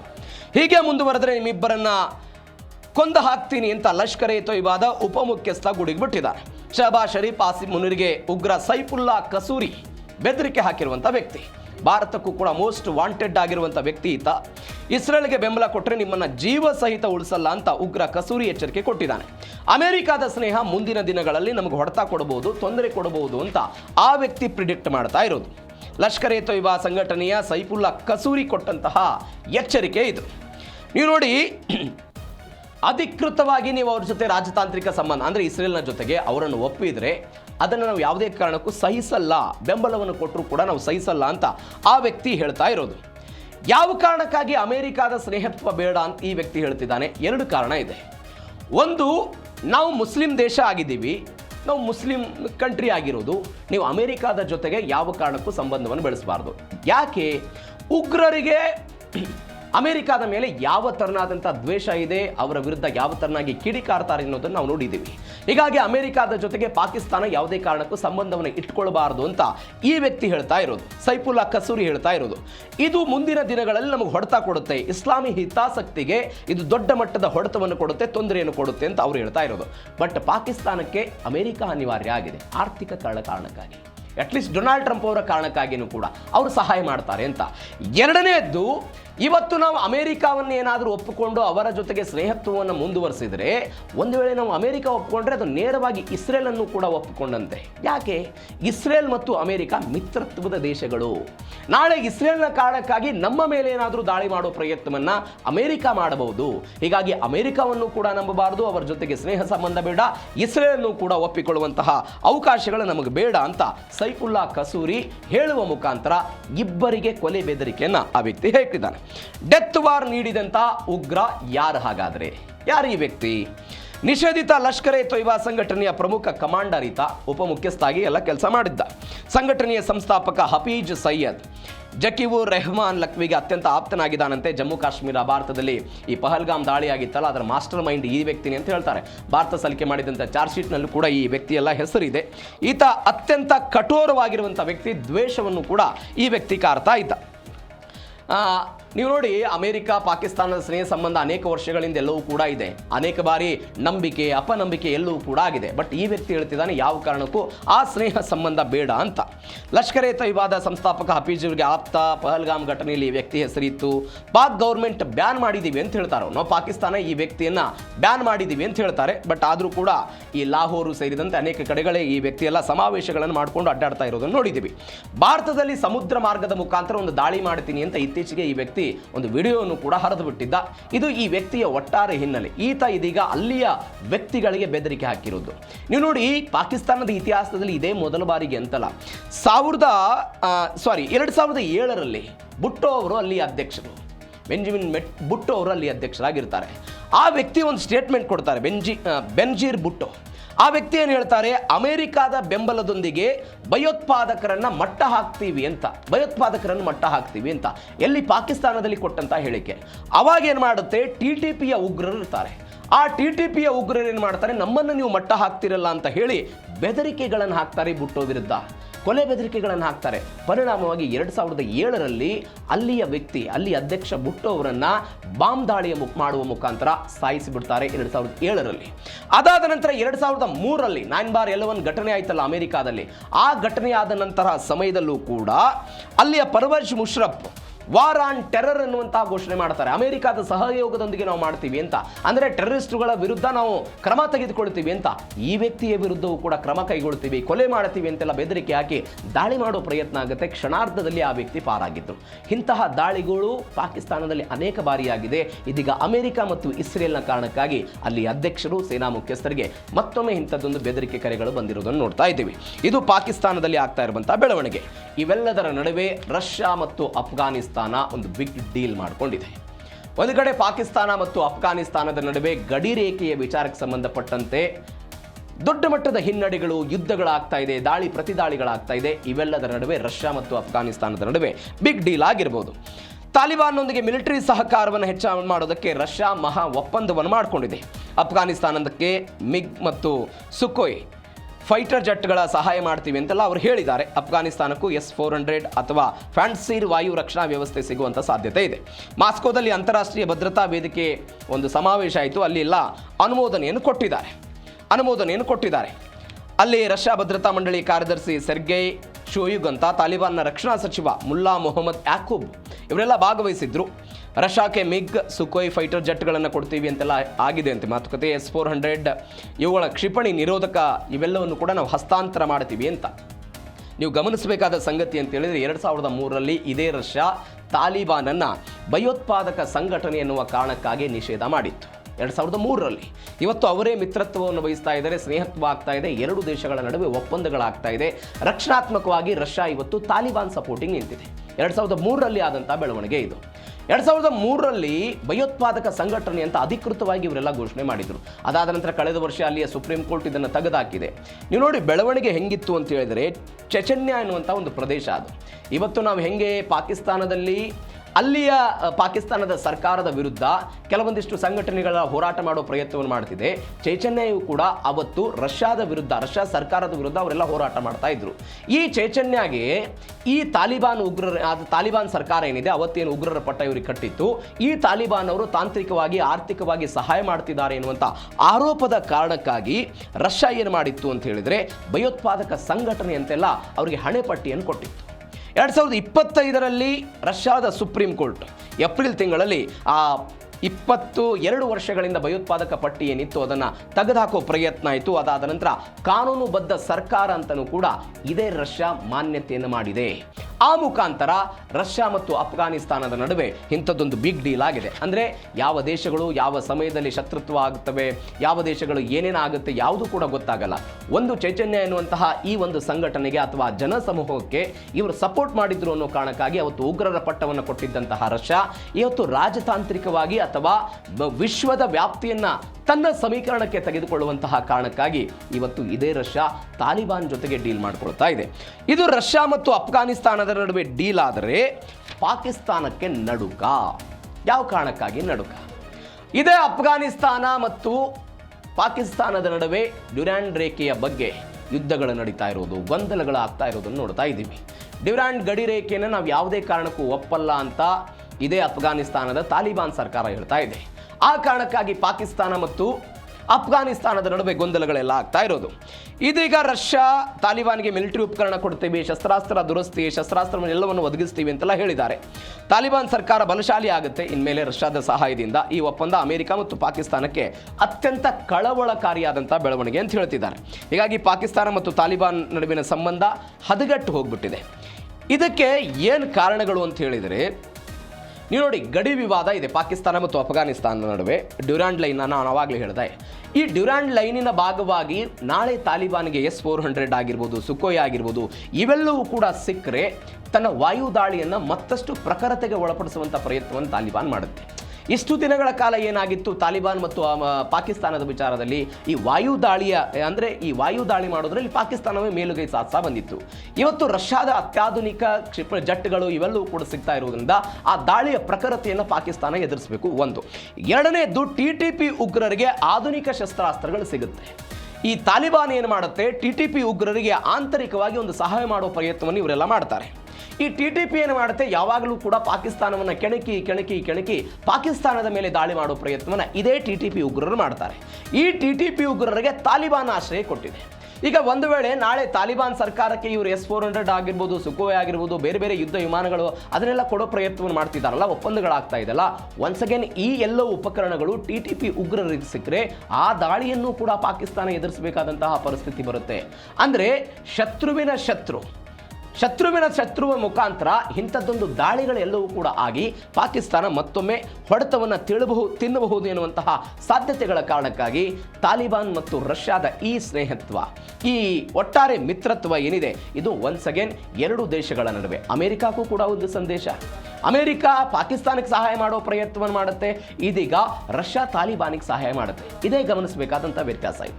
ಅಮೆರಿಕ ಪಾಕಿಸ್ತಾನಕ್ಕೆ ಆರ್ಥಿಕವಾಗಿ ಸಹಾಯ ಮಾಡುತ್ತೆ, ತಾಂತ್ರಿಕವಾಗಿ ಸಹಾಯ ಮಾಡುತ್ತೆ, ಚೀನಾವು ಕೂಡ ಪಾಕಿಸ್ತಾನಕ್ಕೆ ಎಲ್ಲವನ್ನೂ ಸಹಾಯ ಮಾಡುತ್ತೆ. ಇದೀಗ ಈ ತಾಲಿಬಾನ್ನ ಮುಖಾಂತರ ಪಾಕಿಸ್ತಾನದ ಮೇಲೂ ಕೂಡ ಹೊಡೆತವನ್ನು ತಿನ್ಬೋದು ಅಥವಾ ಹೊಡೆತವನ್ನು ಕೊಡಬಹುದು ಎನ್ನುವಂಥ ಆಲೋಚನೆ ರಷ್ಯಾಕ್ಕಿದೆ. ಇದೆಲ್ಲವೂ ಕೂಡ ಎರಡು ದೇಶಗಳ ನಡುವೆ ಆಗ್ತಾ ಇರುವಂಥ ಬೆಳವಣಿಗೆ. ಮತ್ತೊಂದು ಬೆಳವಣಿಗೆ ಈ ವಿಚಾರದಲ್ಲಿ ಏನಾಗಿದೆ ಅಂತ ಹೇಳಿದರೆ, ತಾಲಿಬಾನ್ ಹ್ಯಾಪಿ, ರಷ್ಯಾಗೂ ಕೂಡ ಖುಷಿಯಾಗಿದೆ. ರಷ್ಯಾ ತಾಲಿಬಾನ್ಗೆ ಅಂತಾರಾಷ್ಟ್ರೀಯ ಕಾನೂನು ಬದ್ಧತೆಯನ್ನು ಕೊಡುತ್ತೆ. ರಷ್ಯಾ ಬೆಂಬಲದಿಂದ ತಾಲಿಬಾನ್ ಪಾಕ್ಗೆ ಪ್ರಬಲ ಒಂದು ಸಂದೇಶವನ್ನು ಕಳಿಸುವ ಪ್ರಯತ್ನವನ್ನು ಮಾಡಿದೆ. ನಾನು ಆವಾಗಲೇ ಹೇಳಿದೆ, ಒಂದು ಪ್ರಬಲವಾದಂಥ ಸಂದೇಶ ಇದು. ಮೂರನೇದು, ಮಿಲಿಟರಿ ಒಪ್ಪಂದ ರಷ್ಯಾ ತಾಲಿಬಾನ್ ಸಂಬಂಧವನ್ನು ಮತ್ತಷ್ಟೆಲ್ಲ ಬಲಪಡಿಸುತ್ತೆ. ಅಫ್ಘಾನಿಸ್ತಾನದಿಂದ ಅಮೆರಿಕ ನ್ಯಾಟೋ ಪಡೆಗಳೆಲ್ಲ ಹೊರಕ್ಕೆ ರಷ್ಯಾಗೆ ಅನುಕೂಲ ಆಗುತ್ತೆ. 2021 ತನಕವೂ ಕೂಡ ಅಮೆರಿಕಾದ ಸೇನಾಪಡೆ ಇಲ್ಲೇ ಇತ್ತು. ತಾಲಿಬಾನ್ ಅವರೆಲ್ಲ ಹೊರ ಕಳಿಸಿದ್ರಲ್ಲ ಅಮೆರಿಕಾದವರು, ಅಲ್ಲಿಯ ತನಕ 2021 ಒನ್ಸ್ ಅಗೇನ್ ತಾಲಿಬಾನ್ ಅವರು ಅಫ್ಘಾನಿಸ್ತಾನಕ್ಕೆ ಬರುವ ತನಕವೂ ಕೂಡ ಅಮೆರಿಕಾದ ಸೇನಾಪಡೆಗಳು ಅಫ್ಘಾನಿಸ್ತಾನದಲ್ಲಿ ಇತ್ತು. ಆಮೇಲೆ ಅವರೆಲ್ಲ ಹೊರಗಡೆ ಹೋದರು. ಈಗ ನೋಡಿ, ಇತ್ತೀಚೆಗೆ ಒಂದು ಬೆಳವಣಿಗೆ ಆಗಿದೆ. ಎಲ್ಲಿ? ರಷ್ಯಾದ ರಾಜಧಾನಿ ಮಾಸ್ಕೋದಲ್ಲಿ ತಾಲಿಬಾನ್ನ ಅಧಿಕೃತ ಧ್ವಜವನ್ನು ಹಾರಾಟ ಮಾಡೋದಕ್ಕೆ ಅವಕಾಶ ಮಾಡಿಕೊಟ್ಟಿದೆ. ತಾಲಿಬಾನ್ನ ಧ್ವಜ ಮಾಸ್ಕೋದಲ್ಲಿ ಹಾರಾಟ ಆಗುತ್ತೆ. ಒಂದು. ಎರಡನೇದ್ದು, ರಾಯಭಾರಿ ಅವರೇನು ಪತ್ರಗಳನ್ನು ಕೊಡ್ತಾರೆ ಅವೆಲ್ಲವನ್ನು ಕೂಡ ಅಂಗೀಕಾರ ಮಾಡೋದಕ್ಕೂ ಕೂಡ ಅವಕಾಶ ಇದೆ. ಮೂರನೇ ಬೆಳವಣಿಗೆ ಏನು ಅಂತ ಹೇಳಿದ್ರೆ, ಭದ್ರತಾ ಮಂಡಳಿಯ ಕಾಯಂ ಸದಸ್ಯ ರಾಷ್ಟ್ರವಾಗಿ ರಷ್ಯಾ ಇದೆ. ಎಲ್ಲಿ? ವಿಶ್ವಸಂಸ್ಥೆಯಲ್ಲಿ. ರಷ್ಯಾದ ಬಳಿ ವೀಟೋ ಎನ್ನುವಂಥ ಒಂದು ಅಧಿಕಾರ ಇದೆ. ಆ ಪವರನ್ನು ಬಳಕೆ ಮಾಡಿಕೊಂಡು ಅಮೆರಿಕ ಸೇರಿದಂತೆ ಯಾವುದಾದ್ರೂ ದೇಶಗಳು ಈ ತಾಲಿಬಾನ್ ಸರ್ಕಾರದ ವಿರುದ್ಧ ಹಕ್ಕನ್ನು ಚಲಾವಣೆ ಮಾಡೋದಕ್ಕೆ ಬಂದರೆ ತನ್ನ ವೀಟೋ ಅಧಿಕಾರವನ್ನು ಬಳಕೆ ಮಾಡಿಕೊಂಡು ತಾಲಿಬಾನನ್ನು ಕೂಡ ರಕ್ಷಣೆ ಮಾಡುವಂತಹ ಕೆಪಾಸಿಟಿ ರಷ್ಯಾಗಿದೆ. ಇದು ಈಗ ಆಗಿರುವಂತಹ ಬೆಳವಣಿಗೆ. ಇದು ಜೀ ಕನ್ನಡ ನ್ಯೂಸ್ DNA ಎರಡನೇ ಸುದ್ದಿ. ಮೂರನೇ ಸುದ್ದಿ, ಮುಂಗಾರು ಮಳೆಗೆ ಸಂಬಂಧಪಟ್ಟಂತಹ ಸುದ್ದಿ. ನಾವು ಮೊನ್ನೆ ಅಷ್ಟೇ ಚರ್ಚೆ ಮಾಡ್ತಾ ಇದ್ವಿ, ಈ ಬಾರಿ ಮುಂಗಾರು ಮಳೆ ಅವಧಿ ಪೂರ್ವವೇ ಆಗುತ್ತೆ. ಮುಂಗಾರು ಪ್ರವೇಶ ಕೇರಳಕ್ಕೆ ಒಂದು 6-7 ದಿನಗಳ ಮೊದಲೇ ಪ್ರವೇಶ ಆಗುತ್ತೆ. ಹೀಗಾಗಿ ಮುಂಗಾರು ಮಳೆ ಆಗುತ್ತೆ, ಕರ್ನಾಟಕಕ್ಕೆ ಕೂಡ ಬರುತ್ತೆ, ಇತ್ಯಾದಿ ಎಲ್ಲವೂ ಮಾತನಾಡ್ತಾ ಇದ್ವಿ. ಇದರ ಜೊತೆಗೆ ಮತ್ತೊಂದು ಸುದ್ದಿಯನ್ನು ಕೂಡ ನಾವು ಚರ್ಚೆ ಮಾಡಿದ್ವಿ. ಈ ವರ್ಷ 2026ರಲ್ಲಿ ಪೆಸಿಫಿಕ್ ಮಹಾಸಾಗರದಲ್ಲಿ ಎಲ್ ನೀನೋ ಎನ್ನುವಂತಹ ಒಂದು ಹವಾಮಾನ ವೈಪರೀತ್ಯ ಉಂಟಾಗುತ್ತೆ. ಅದರಿಂದ ದೇಶದಲ್ಲಿ ವಿಪರೀತ ಮಳೆ ಕೊರತೆ ಆಗಬಹುದು ಅಂತಲೂ ಕೂಡ ನಾವು ನೋಡಿದ್ವಿ. ಇದೀಗ ಹವಾಮಾನ ಇಲಾಖೆ ಪ್ರಿಡಿಕ್ಟ್ ಮಾಡಿರುವ ಪ್ರಕಾರ ಇಡೀ ದೇಶದಾದ್ಯಂತ ಮುಂಗಾರು ಮಳೆಯ ಪ್ರಮಾಣ ಕಡಿಮೆ ಆಗ್ತಾ ಇದೆ. ಇಡೀ ದೇಶದಲ್ಲಿ ಭಾರತ ಹಳ್ಳಿಗಳ ದೇಶ. ಆ ಹಳ್ಳಿಗಳಲ್ಲಿರುವಂಥ ರೈತರು ಭೂಮಿಯನ್ನೇ ನಂಬಿದ್ದಾರೆ. ಭೂಮಿ ಬಹುತೇಕವಾಗಿ ಮಳೆ ಆಧಾರಿತ ಕೃಷಿಯಾಗಿದೆ. ನಮ್ಮಲ್ಲಿ ಬೋರ್ವೆಲ್ಗಳು, ನದಿಗಳು ಎಲ್ಲವೂ ಕೂಡ ಕಡಿಮೆ. ಮಳೆ ಆಶ್ರಿತ ಕೃಷಿಯೇ ಹೆಚ್ಚಾಗಿರೋದು. ಆದರೆ ಈ ಮುಂಗಾರು ಮಳೆಯನ್ನೇ ನಂಬಿದಂತಹ ರೈತರ ಪರಿಸ್ಥಿತಿಗಳು ಏನಾಗುತ್ತೆ? ಇಂಥದ್ದೊಂದು ಪ್ರಶ್ನೆ ಸಹಜವಾಗಿ ಕಾಡುತ್ತೆ. ಯಾಕಂದರೆ ಮುಂಗಾರು ಮಳೆಯ ಕಾರಣಕ್ಕಾಗಿಯೇ ಅನೇಕ ಬೆಳೆಗಳನ್ನು ಬೆಳಿತಾನೆ ರೈತ. ಮುಂಗಾರು ಕೈ ಕೊಟ್ಬಿಟ್ರೆ ಹೆಂಗೆ? ಒಂದು, ಬೆಳೆಗಳ ಉತ್ಪಾದನೆ ಕುಸಿತ, ಅದಾದ ನಂತರ ಆರ್ಥಿಕ ವ್ಯವಸ್ಥೆಗೆ ಹೊಡೆತ ಎಲ್ಲವೂ ಕೂಡ ಆಗ್ತಾ ಇರುವಂಥ ಬೆಳವಣಿಗೆ. ಹಾಗಾದರೆ ಈ ವರ್ಷ ದೇಶ ಮತ್ತು ರಾಜ್ಯದಲ್ಲಿ ಯಾವ ಪರಿಪ್ರಮಾಣದಲ್ಲಿ ಮಳೆಯಾಗುತ್ತೆ, ಎಷ್ಟು ಪ್ರಮಾಣದಲ್ಲಿ ಮಳೆ ಕಡಿಮೆ ಆಗುತ್ತೆ, ಹವಾಮಾನ ಇಲಾಖೆ ಹೇಳಿರೋದೇನು, ಡೀಟೇಲ್ಸ್ ನೋಡ್ತಾ ಹೋಗೋಣ. ಎಲ್ ನೀನೋ ಆತಂಕ, ಮುಂಗಾರು ಕೌತುಕ. ಏನಿದು? ದೇಶದಾದ್ಯಂತ ಮುಂಗಾರು ಮಳೆ ಪ್ರಮಾಣ ನಿರೀಕ್ಷಿತ ಮಟ್ಟಕ್ಕಿಂತ ಕಡಿಮೆ ಅಂತ ಹವಾಮಾನ ಇಲಾಖೆ ಹೇಳಿರೋದು. ಜೂನ್ ತಿಂಗಳಲ್ಲಿ ಮಾನ್ಸೂನ್ ದುರ್ಬಲ ಆಗುತ್ತೆ, ಎಲ್ ನೀನೋ ಪ್ರಭಾವ ಹೆಚ್ಚಾಗುವಂತಹ ಸಾಧ್ಯತೆ ಇರೋದು. ಎಲ್ ನೀನೋ ಬಗ್ಗೆ ಅನೇಕ ಬಾರಿ ನಾವು ನೋಡಿದ್ದೀವಿ. ಪೆಸಿಫಿಕ್ ಮಹಾಸಾಗರದಲ್ಲಿ ಸಾಮಾನ್ಯಕ್ಕಿಂತಲೂ ಅಲ್ಲಿಯ ನೀರು ತಾಪಮಾನಕ್ಕೆ ಹೆಚ್ಚಾಗುವ ಕಾರಣಕ್ಕಾಗಿ ನಮ್ಮ ಕಡೆಗೆ ವಿಪರೀತವಾದಂತಹ ಬರಗಾಲ ಉಂಟಾಗುವಂತಹ ಪರಿಸ್ಥಿತಿ. 90% ಮಳೆ ಆಗುವಂತಹ ಸಾಧ್ಯತೆ ಇದೆ ಅಂತ ಭಾರತೀಯ ಹವಾಮಾನ ಇಲಾಖೆ ಹೇಳಿದೆ. ಮುಂಗಾರು ಹಂಗಾಮಿನ ದ್ವಿತೀಯಾರ್ಧದ ಅವಧಿಯಲ್ಲಿ ಮತ್ತಷ್ಟು ಬಲಗೊಳ್ಳುವಂತಹ ನಿರೀಕ್ಷೆ ಇದೆ ಅಂತ ಎಲ್ಲ ಹೇಳಿದ್ದಾರೆ. ಈಶಾನ್ಯ ಭಾರತದ 90% ಮಾತ್ರ ಸಾಮಾನ್ಯ ಮಳೆ ಆಗಬಹುದು ಅಂತ ನಿರೀಕ್ಷೆ ಇಟ್ಟಿದ್ದಾರೆ. ವಾಯುವ್ಯ, ಮಧ್ಯ, ದಕ್ಷಿಣ ಪರ್ಯಾಯ ದ್ವೀಪಗಳಲ್ಲಿ ಸಾಮಾನ್ಯಕ್ಕಿಂತ ಮಳೆ ಆಗುತ್ತೆ ಅಂತ ಅವರೆಲ್ಲ ಹೇಳಿರೋದು. ಜೂನ್ನಲ್ಲಿ 90%ಕ್ಕಿಂತ ಕಡಿಮೆ ಮಳೆ ಆಗುತ್ತೆ ಅಂತೆಲ್ಲ ಹೇಳಿದ್ದಾರೆ. 2026 ಜೂನ್ ತಿಂಗಳಲ್ಲಿ ನೈಋತ್ಯ ಮುಂಗಾರು ಏನಿದೆ ಇದು ದುರ್ಬಲ ಆಗುತ್ತೆ.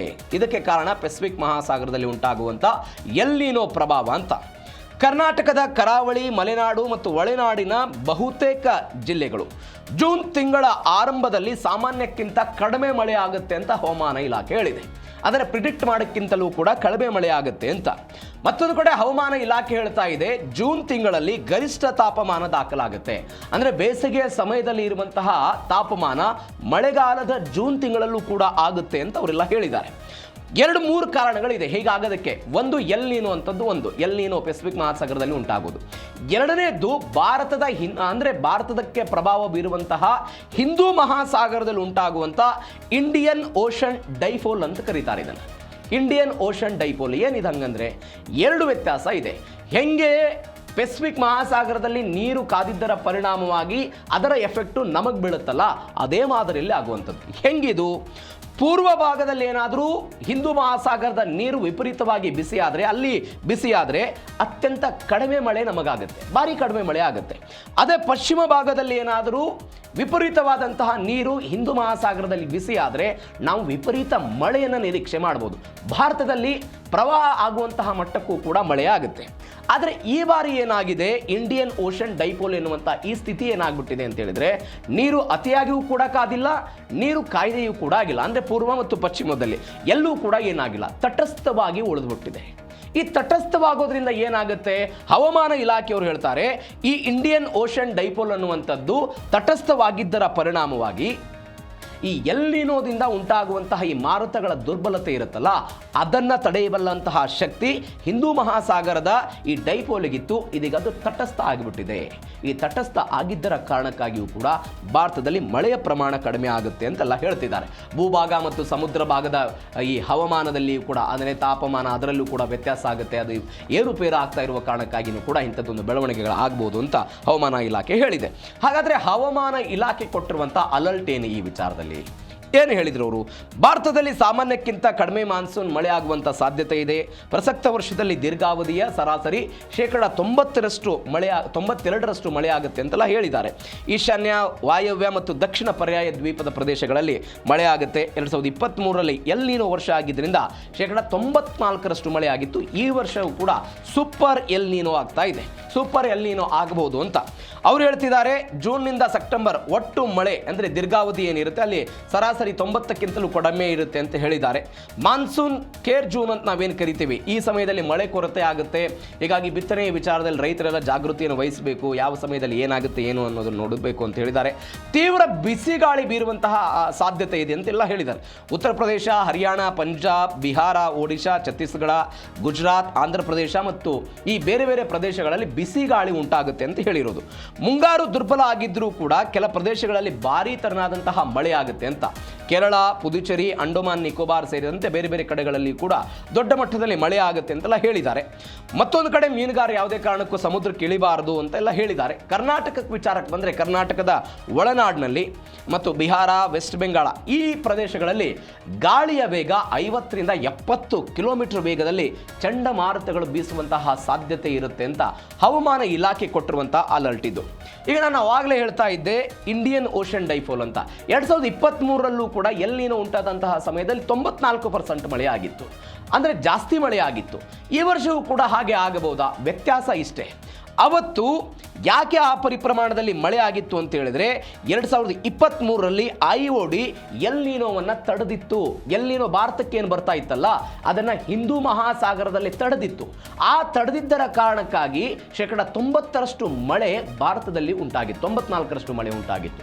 ಆದರೆ 2026ರಲ್ಲಿ ಈ ಇಂಡಿಯನ್ ಓಷನ್ ಡೈಪೋಲ್ ಅನ್ನುವಂಥದ್ದು ತಟಸ್ಥವಾಗಿದೆ. ಈ ತಟಸ್ಥವಾಗಿದ್ದರ ಕಾರಣಕ್ಕಾಗಿ ಎಲ್ ನೀನೋವನ್ನು ತಡೆಯಬಲ್ಲಂಥ ಶಕ್ತಿ ಸಾಮರ್ಥ್ಯ ಈ IODಗೆ ಇಲ್ಲ. ಈ ಬೆಂಬಲ ಇಲ್ಲಿದ್ದರ ಕಾರಣಕ್ಕಾಗಿ ಈ ಬಾರಿ ವಿಪರೀತವಾಗಿ ಮಳೆ ಕೊರತೆ ಉಂಟಾಗಬಹುದು ಅಂತ ಹವಾಮಾನ ಇಲಾಖೆ ಎಚ್ಚರಿಕೆ ಕೊಟ್ಟಿರುವುದು. ಹೀಗಾಗಿ ರೈತರಿಗೂ ಕೂಡ ಅವರು ಎಚ್ಚರಿಕೆ ಕೊಟ್ಟಿದ್ದಾರೆ. ಈಗ ರೈತರಿಗೆ ಸಾಮಾನ್ಯವಾಗಿ ಏನಾಗ್ಬಿಡುತ್ತೆ, ಈಗ ಜೂನ್ ತಿಂಗಳಲ್ಲಿ 15 ದಿನನೋ 20 ದಿನನೋ ಮಳೆ ಆಗಲ್ಲ, ಅದಾದ ನಂತರ ಮಳೆ ಬರುತ್ತೆ ಅಂತಾರೆ. ಆ ಮಳೆ ಬಂದ ನಂತರ ರೈತರು ಏನು ಮಾಡಿಬಿಡ್ತಾರೆ, ವಿಪರೀತವಾಗಿ ಹಣವನ್ನು ಖರ್ಚು ಮಾಡಿ ಬೀಜ ಗೊಬ್ಬರ ಖರೀದಿ ಮಾಡಿ ಬಂದು ಬಿತ್ತೋ ಪ್ರಯತ್ನವನ್ನು ಮಾಡ್ತಾರೆ. ಅದಾದ ನಂತರ ಮತ್ತೆ ಮಳೆ ಕೊರತೆ ಉಂಟಾಗ್ಬಿಟ್ರೆ ಎಲ್ಲವೂ ಕೂಡ ಹಾಳಾಗ್ಬಿಡುತ್ತೆ. ಹೀಗಾಗಿ ಜಾಗರೂಕತೆಯಿಂದ ಇರಬೇಕು ಅಂತೆಲ್ಲ ಹೇಳಿದ್ದಾರೆ. ಭಾರತದ ಕೃಷಿ ಲೆಕ್ಕ ಏನು ಹಾಗಾದರೆ? ಓಕೆ, ಮಳೆ ಕೊರತೆ ಉಂಟಾಗುತ್ತೆ ಎಲ್ಲವೂ ಕೂಡ ಓಕೆ. ಭಾರತದ ಕೃಷಿ ಲೆಕ್ಕ ಏನಿದೆ, ಎಷ್ಟು ಡಿಪೆಂಡೆನ್ಸಿ ಇದೀವಿ ನಾವು? ಭಾರತದ ಒಟ್ಟು ಕೃಷಿ ಪ್ರದೇಶದ 51% ಭಾಗ ಇದೆ. ಒಟ್ಟಾರೆ ಕೃಷಿ 51%. ಇದರಲ್ಲಿ 40% ಪಾಲು ಸಂಪೂರ್ಣವಾಗಿ ಮಳೆಯನ್ನೇ ಅವಲಂಬಿಸಿದೆ. ಮಳೆಯಾಶ್ರಿತ ಕೃಷಿ ಇದೆ ಭಾರತದಲ್ಲಿ 40%.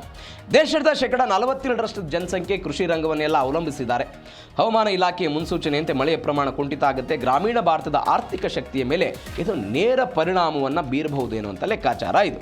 ಹೆಂಗಿದು ಏನಾಗುತ್ತೆ ಅಂತ ಹೇಳಿದರೆ, ಮುಂಗಾರು ತಡವಾಗಿ ಆರಂಭ ಆಗುತ್ತೆ, ನಂತರ ಮಳೆ ಬರಬಹುದು. ಹೀಗಾಗಿ ಬಿತ್ತನೆ ಬೀಜನ ಎಲ್ಲವೂ ಕೂಡ ಹಾಳಾಗಬಹುದು ಅನ್ನುವಂಥದ್ದು ಒಂದು.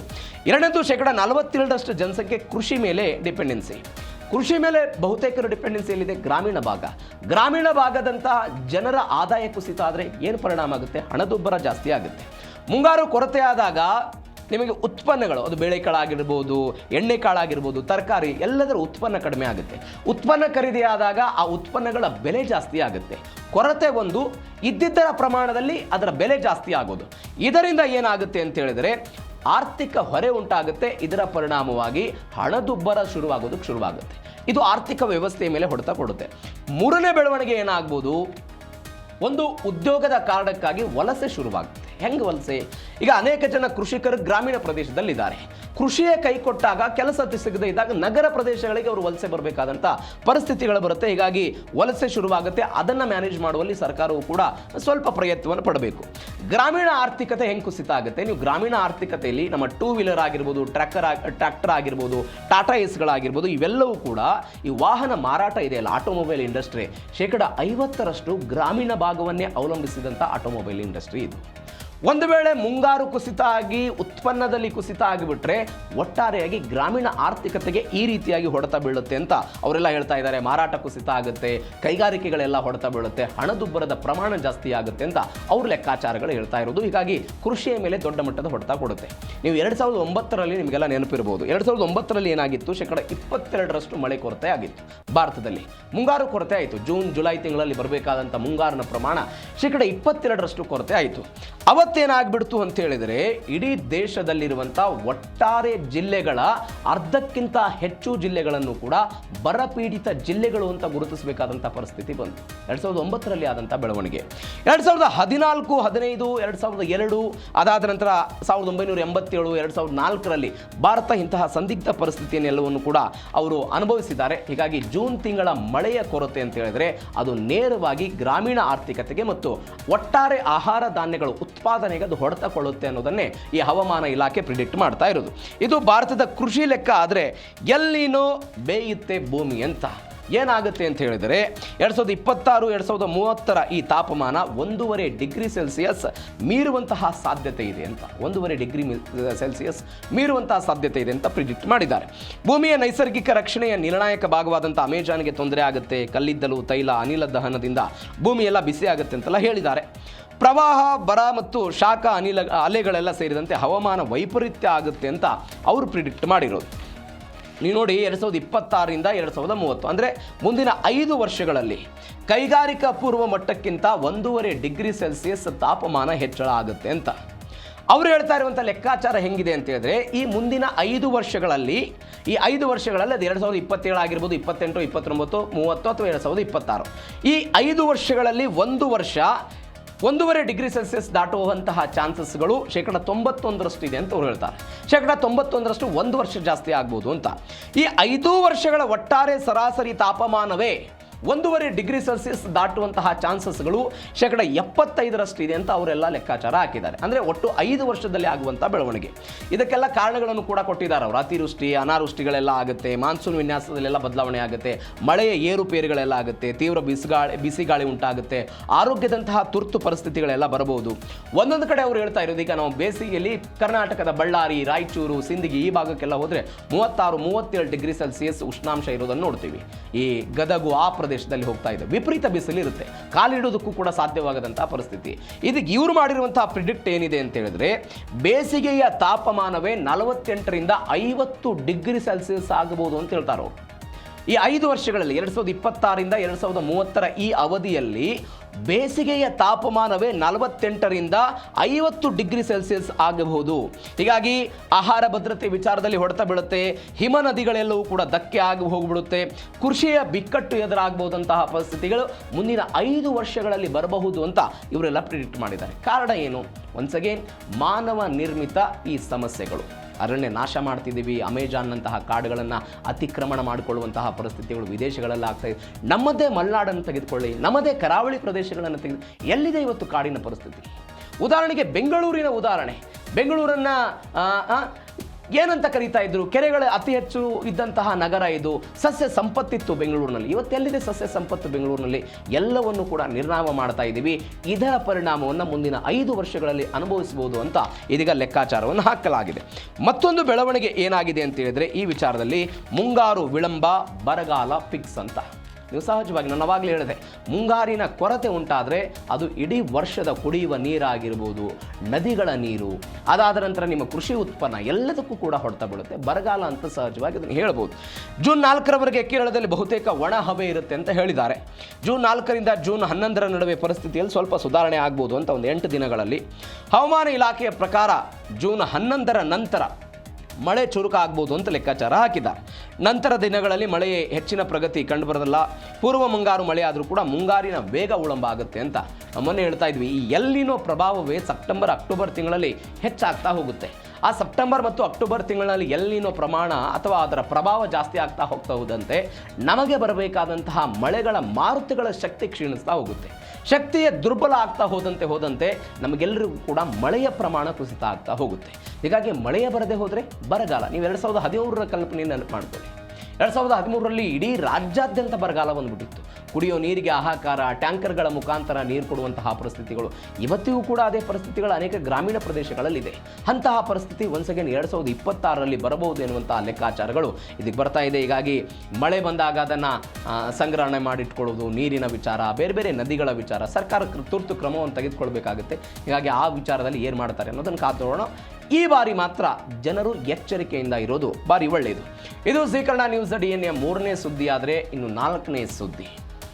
ನಿನ್ನೆ ಸಿದ್ದರಾಮಯ್ಯನವರು ಮುಖ್ಯಮಂತ್ರಿ ಸ್ಥಾನಕ್ಕೆ ರಾಜೀನಾಮೆ ಕೊಟ್ಟರು, ಹೈಕಮಾಂಡ್ ಹೇಳಿತ್ತು ಅನ್ನೋ ಕಾರಣಕ್ಕಾಗಿ. ಮೇ ತಿಂಗಳಲ್ಲಿ ಪಂಚರಾಜ್ಯಗಳ ಚುನಾವಣೆ ಫಲಿತಾಂಶ ಬಂತು. ಮೇ 4ನೇ ತಾರೀಕಿಗೆ DMKಯ MK ಸ್ಟಾಲಿನ್ ಸೋತರು, ಸರ್ಕಾರ ಪತನ ಆಯಿತು. ಪಕ್ಕದ ಕೇರಳ LDF CPI-Mನ ಪಿಣರಾಯಿ ವಿಜಯನ್ ಸೋತು ಸುಣ್ಣವಾದರೂ ಮುಖ್ಯಮಂತ್ರಿ ಸ್ಥಾನಕ್ಕೆ ರಾಜೀನಾಮೆ ಕೊಟ್ಟರು. ಬಿಹಾರದಲ್ಲಿ 10 ಬಾರಿ ಮುಖ್ಯಮಂತ್ರಿ ಆಗಿದ್ದಂತಹ ನಿತೀಶ್ ಕುಮಾರ್ ರಾಜ್ಯಸಭೆಗೆ ಹೋದರು ಅನ್ನುವ ಕಾರಣಕ್ಕಾಗಿ ಮುಖ್ಯಮಂತ್ರಿ ಸ್ಥಾನಕ್ಕೆ ರಾಜೀನಾಮೆ ಕೊಟ್ಟರು. ಕಳೆದ 15 ವರ್ಷಗಳಿಂದ ಪಶ್ಚಿಮ ಬಂಗಾಳದಲ್ಲಿ ತನ್ನದೇ ಆದಂತಹ ಭದ್ರಕೋಟೆಯನ್ನು ಕಟ್ಟಿಕೊಟ್ಟಿದ್ದಂತಹ ಮಮತಾ ಬ್ಯಾನರ್ಜಿ ಮುಖ್ಯಮಂತ್ರಿ ಸ್ಥಾನಕ್ಕೆ ರಾಜೀನಾಮೆ ಕೊಡೋ ಪ್ರಯತ್ನ ಆಯಿತು. ಮತ್ತೊಂದು ಕಡೆ ಕರ್ನಾಟಕದ ಸಿದ್ದರಾಮಯ್ಯನವರು ಅಂದರೆ 1 ತಿಂಗಳ ಅವಧಿಯಲ್ಲಿ ಮುಖ್ಯಮಂತ್ರಿ ಸ್ಥಾನಕ್ಕೆ ಇಡೀ ಭಾರತದಾದ್ಯಂತ 5 ಜನ ಮುಖ್ಯಮಂತ್ರಿ ಸ್ಥಾನಕ್ಕೆ ರಾಜೀನಾಮೆ ಕೊಟ್ಟಿದ್ದಾರೆ.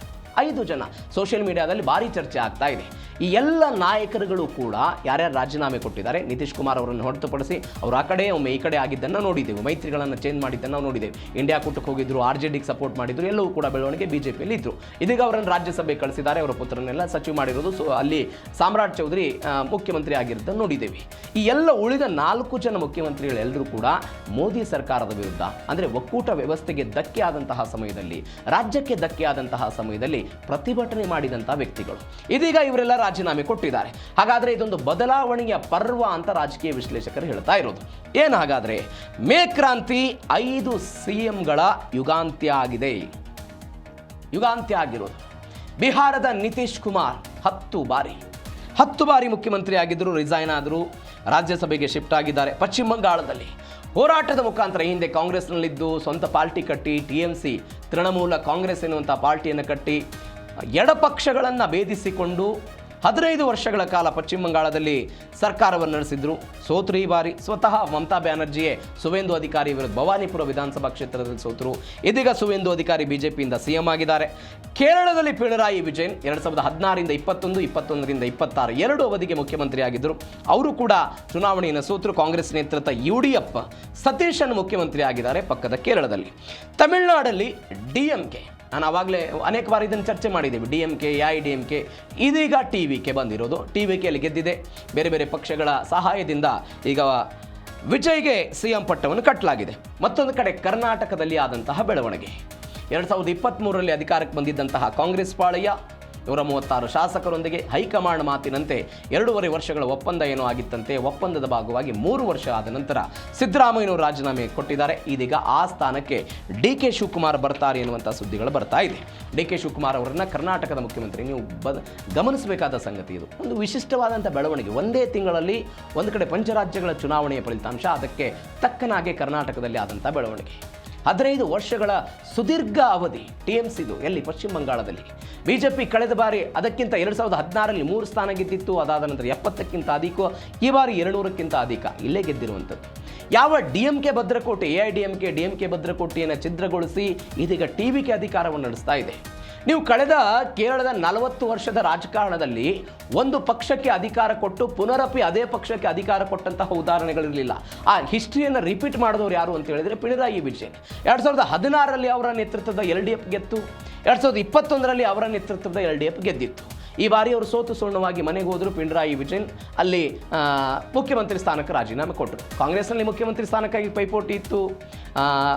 ಅಲ್ಲಿ ಇದೀಗ ಸತೀಶನ್ ಅವರನ್ನು ಮುಖ್ಯಮಂತ್ರಿ ಮಾಡಿದ್ದಾರೆ. KC ವೇಣುಗೋಪಾಲ್, ಸತೀಶನ್ ಇನ್ನೊಬ್ಬ ವ್ಯಕ್ತಿಯ ಜೊತೆಗೆ ಪೈಪೋಟಿ ಇತ್ತು. ಇದೀಗ ಅಲ್ಲಿ ಸತೀಶನ್ ಮುಖ್ಯಮಂತ್ರಿ ಆಗಿದ್ದಾರೆ. ಮತ್ತೊಂದು ಕಡೆ ಬಿಹಾರದ ನಿತೀಶ್ ಕುಮಾರ್.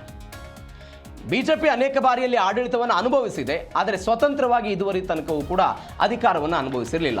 ಆದರೆ ಈ ಬಾರಿಗೆ ನಿತೀಶ್ ಕುಮಾರ್ ರಾಜ್ಯಸಭೆಗೆ ಹೋಗಿದ್ದಕ್ಕೆ ಬಿಜೆಪಿಯ ಸಾಮ್ರಾಟ್ ಚೌಧರಿ ಬಿಹಾರದಲ್ಲಿ ಮುಖ್ಯಮಂತ್ರಿ ಆಗಿದ್ದಾರೆ. ಹಾಗಾದರೆ ಏನೇನಾಯಿತು? ಬಿಹಾರದಲ್ಲಿ ಬದಲಾದಂತಹ ಸಮೀಕರಣ ಏನೇನು ಬದಲಾಯಿತು?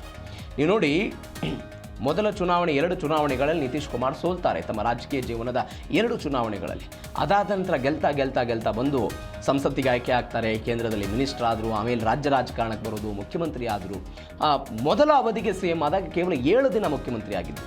7 ದಿನ ಮಾತ್ರ ಅವರು ಮುಖ್ಯಮಂತ್ರಿ. 2000 ಇಸ್ವಿಯಲ್ಲಿ ಕೇವಲ 7 ದಿನ ಮುಖ್ಯಮಂತ್ರಿ ಆದರು. ಅದಾದ ನಂತರ 2005ರಿಂದ ಸತತವಾಗಿ ಮುಖ್ಯಮಂತ್ರಿ ಆಯ್ಕೆ ಆಗಿ ಬಂದಂತಹ ನಿತೀಶ್ ಕುಮಾರ್ ಅನೇಕ ಬಾರಿ ತಮ್ಮ ಮೈತ್ರಿಯನ್ನು ಕೂಡ ಪಲ್ಲಟ ಮಾಡಿದರು. ಒಂದ್ಸರಿ RJD ಜೊತೆಗೆ ಹೋಗ್ತಿದ್ರು, BJP ಜೊತೆಗೆ, ಕಾಂಗ್ರೆಸ್ನ ಮೈತ್ರಿಕೂಟ, ಹೀಗೆ ತಮ್ಮ ಅನುಕೂಲದಿಂದ, ಅದಕ್ಕೆ ಅವರಿಗೆ ಏನೋ ಒಂದು ಹೆಸರು ಕೂಡ ಕರೀತಾರೆ. ಆ ಕಾರಣಕ್ಕಾಗಿ ಅದೆಲ್ಲವೂ ಬದಲಾಗಿತ್ತು. ಇದೀಗ ಬಿಜೆಪಿ ಇತಿಹಾಸದಲ್ಲಿ ಮೊದಲ ಬಾರಿಗೆ ಅಲ್ಲಿ ಸರ್ಕಾರವನ್ನೆಲ್ಲ ರಚನೆ ಮಾಡಿದೆ. ರಾಜ್ಯಪಾಲ ಸೈಯದ್ ಅತ್ನಾ ಹುಸೇನ್ ಅವರಿಗೆ, ಸಾಮ್ರಾಟ್ ಚೌಧರಿ ಅವರಿಗೆ ಮುಖ್ಯಮಂತ್ರಿ ಸ್ಥಾನಕ್ಕಾಗಿ ಪ್ರಮಾಣ ವಚನವೆಲ್ಲ ಬೋಧಿಸಿದರು. 243 ವಿಧಾನಸಭಾ ಕ್ಷೇತ್ರ ಇದೆ. NDA ಮೈತ್ರಿಕೂಟ 202 ಗೆದ್ದಿದೆ. ಬಿಜೆಪಿ 89, JDU 85, LJP RV 19 ಎಲ್ಲ ಗೆದ್ದಿತ್ತು. ಇಂಡಿಯಾ ಮೈತ್ರಿಕೂಟ 35 ಎಲ್ಲ ಗೆದ್ದಿತ್ತು. ನಿತೀಶ್ ಕುಮಾರ್, ನಾನು ಆವಾಗಲೇ ಹೇಳಿದಾಗೆ ಮೊದಲ 2 ಚುನಾವಣೆಗಳಲ್ಲಿ ಸೋಲು, ಅದಾದ ನಂತರ ಕೇಂದ್ರ ಸಚಿವರಾಗ್ತಾರೆ 89ರಲ್ಲಿ. 2000 ಇಸ್ವಿಯಲ್ಲಿ 7 ದಿನ ಮುಖ್ಯಮಂತ್ರಿ, ಅದಾದ ನಂತರ 2005ರಲ್ಲಿ ಮುಖ್ಯಮಂತ್ರಿಯಾಗಿ 10 ಬಾರಿ ಬಿಹಾರದ ಮುಖ್ಯಮಂತ್ರಿ ಆಗಿದ್ದರು. ಇದೀಗ ರಾಜ್ಯಸಭೆಗೆ ಹೋಗಿದ್ದಾರೆ.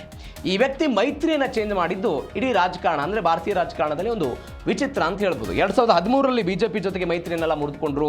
ಅದಾದ ನಂತರ 15ರ ಜೊತೆಗೆ RJDಯಲ್ಲಿ ಅವರು ಮೈತ್ರಿಯನ್ನು ಮಾಡಿಕೊಂಡ್ರು. 17ರಲ್ಲಿ ಮತ್ತೆ ಬಿಜೆಪಿ, 2022ರಲ್ಲಿ ಮಹಾಗಠಬಂಧನಕ್ಕೆ ಹೋದರು. ಅಲ್ಲಿಯೂ ಕೂಡ ಮುರಿದುಕೊಂಡು ಬಂದು, ಅಂದರೆ ಇಂಡಿಯಾ ಮೈತ್ರಿಕೂಟದಿಂದ ಹೊರಗಡೆ ಬಂದು NDAಗೆ ಸಪೋರ್ಟ್ ಮಾಡಿದ್ರು. ಇದೀಗ ನಿತೀಶ್ ಕುಮಾರ್ ರಾಜ್ಯಸಭೆಗೆ ಹೋದರು. ಬಿಜೆಪಿಯ ಮೊದಲ ಮುಖ್ಯಮಂತ್ರಿಯಾಗಿ ಸಾಮ್ರಾಟ್ ಚೌಧರಿ ಬಿಹಾರದಲ್ಲಿ ಇದ್ದಾರೆ. ಮತ್ತೊಂದು ಬೆಳವಣಿಗೆ ಏನಾಯಿತು ಅಂತ ಹೇಳಿದ್ರೆ, ದೀದಿ ಕೋಟೆ ಡಮಾರ್ ಅಂದಿರೋದು. ಸ್ವತಂತ್ರದ ನಂತರ ಮೊದಲ 14-15 ವರ್ಷಗಳ ಕಾಲ ಕಾಂಗ್ರೆಸ್ನ ಆಡಳಿತ, ಅದಾದ ನಂತರ ಎಡಪಕ್ಷಗಳ ಆಡಳಿತ 34 ವರ್ಷ, ಅದಾಗಿ ನಂತರ 15 ವರ್ಷಗಳ ಕಾಲ TMC, ಇದೀಗ ಮೊಟ್ಟ ಮೊದಲ ಬಾರಿಗೆ BJP ಆಡಳಿತ ಇರುವಂಥದ್ದು ಪಶ್ಚಿಮ ಬಂಗಾಳದಲ್ಲಿ 15 ವರ್ಷಗಳ ಕಾಲ ಆಡಳಿತ ಇತ್ತು, ಅದನ್ನು ಇದೀಗ ಅಂತ್ಯ ಮಾಡಿದ್ದಾರೆ. ಅಲ್ಲಿ ಸುವೇಂದು ಅಧಿಕಾರಿ, ಯಾವ ಸುವೇಂದು ಅಧಿಕಾರಿ ಹಿಂದೆ TMCಯಲ್ಲಿ ಇದ್ರು, ಅದೇ ಸುವೇಂದು ಅಧಿಕಾರಿ ಇದೀಗ ವೆಸ್ಟ್ ಬೆಂಗಾಳದಲ್ಲಿ ಮುಖ್ಯಮಂತ್ರಿ ಆಗಿರೋದು. BJP 45% ಓಟನ್ನು ತೆಗೆದುಕೊಂಡಿದ್ದು 2016ರಲ್ಲಿ 3 ಸ್ಥಾನ ಗೆದ್ದಿದ್ರು, ಕಳೆದ ಬಾರಿ 70ಕ್ಕಿಂತ ಅಧಿಕ. ಈಗ TMC ಕೇವಲ 40% ವೋಟ್ ಬ್ಯಾಂಕನ್ನು ಅಲ್ಲಿ ತೆಗೆದುಕೊಂಡಿದೆ. ಮತ್ತೊಂದು ಗಮನಿಸಬೇಕಾದ ಸಂಗತಿ ಅಂತ ಹೇಳಿದರೆ, TMC 23 ಜಿಲ್ಲೆಗಳಲ್ಲಿ 9 ಜಿಲ್ಲೆಗಳಲ್ಲಿ TMC ಶೂನ್ಯ ಖಾತೆಯನ್ನು ತೆರೆದಿತ್ತು. ಇದೆಲ್ಲ ಪರಿಸ್ಥಿತಿಗಳಾಗಿದೆ. ನೀವು ನೋಡಿ, ನಾನು ಅನೇಕ ಬಾರಿ ಇದನ್ನು ಹೇಳಿದ್ದೀವಿ, ಪಶ್ಚಿಮ ಬಂಗಾಳದಲ್ಲಿ ಒಬ್ಬರಿಗೆ ಅಧಿಕಾರ ಕೊಟ್ಟರೆ ಸಾಮಾನ್ಯವಾಗಿ ಒಂದು 15 ವರ್ಷ ಅಧಿಕಾರ ಕೊಡ್ತಾರೆ ಅಂತ.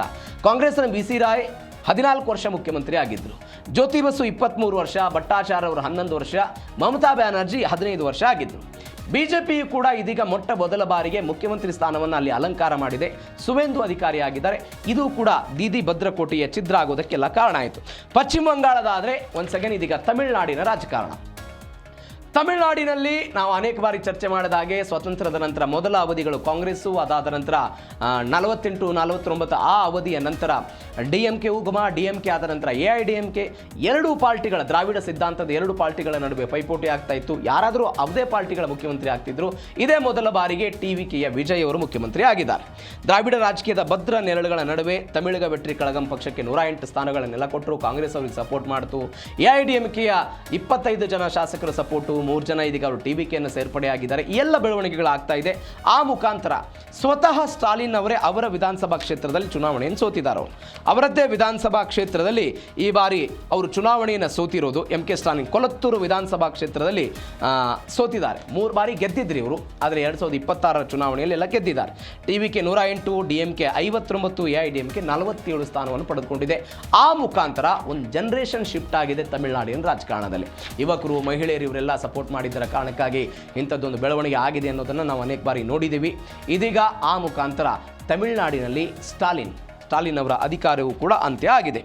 ಪಕ್ಕದ ಕೇರಳದಲ್ಲಿ ಪಿಣರಾಯಿ ವಿಜಯನ್ ಇವರ CPIM ಅಂದರೆ ಪಿಣರಾಯಿ ವಿಜಯನ್ ಸರ್ಕಾರ ಅಂತ್ಯ ಆಗೋದ್ರ ಮುಖಾಂತರ ಇಡೀ ದೇಶದಲ್ಲಿ ಕಮ್ಯುನಿಸ್ಟ್ ಪಾರ್ಟಿಗಳ ಆಡಳಿತವೂ ಕೂಡ ಅಂತ್ಯ ಆಗಿದೆ ಅನ್ನೋದನ್ನು ನಾವು ಗಮನಿಸಬೇಕು. ಮುಂದೆ ಅಧಿಕಾರಕ್ಕೆ ಬರಬಹುದು, ಬಟ್ ಇವತ್ತಿನ ಮಟ್ಟಕ್ಕೆ ಎಡಪಕ್ಷ ಅಂದರೆ ಕಮ್ಯುನಿಸ್ಟ್ ಪಾರ್ಟಿಗಳ ಆಡಳಿತವೂ ಕೂಡ ಅಂತ್ಯ ಆಗಿದೆ.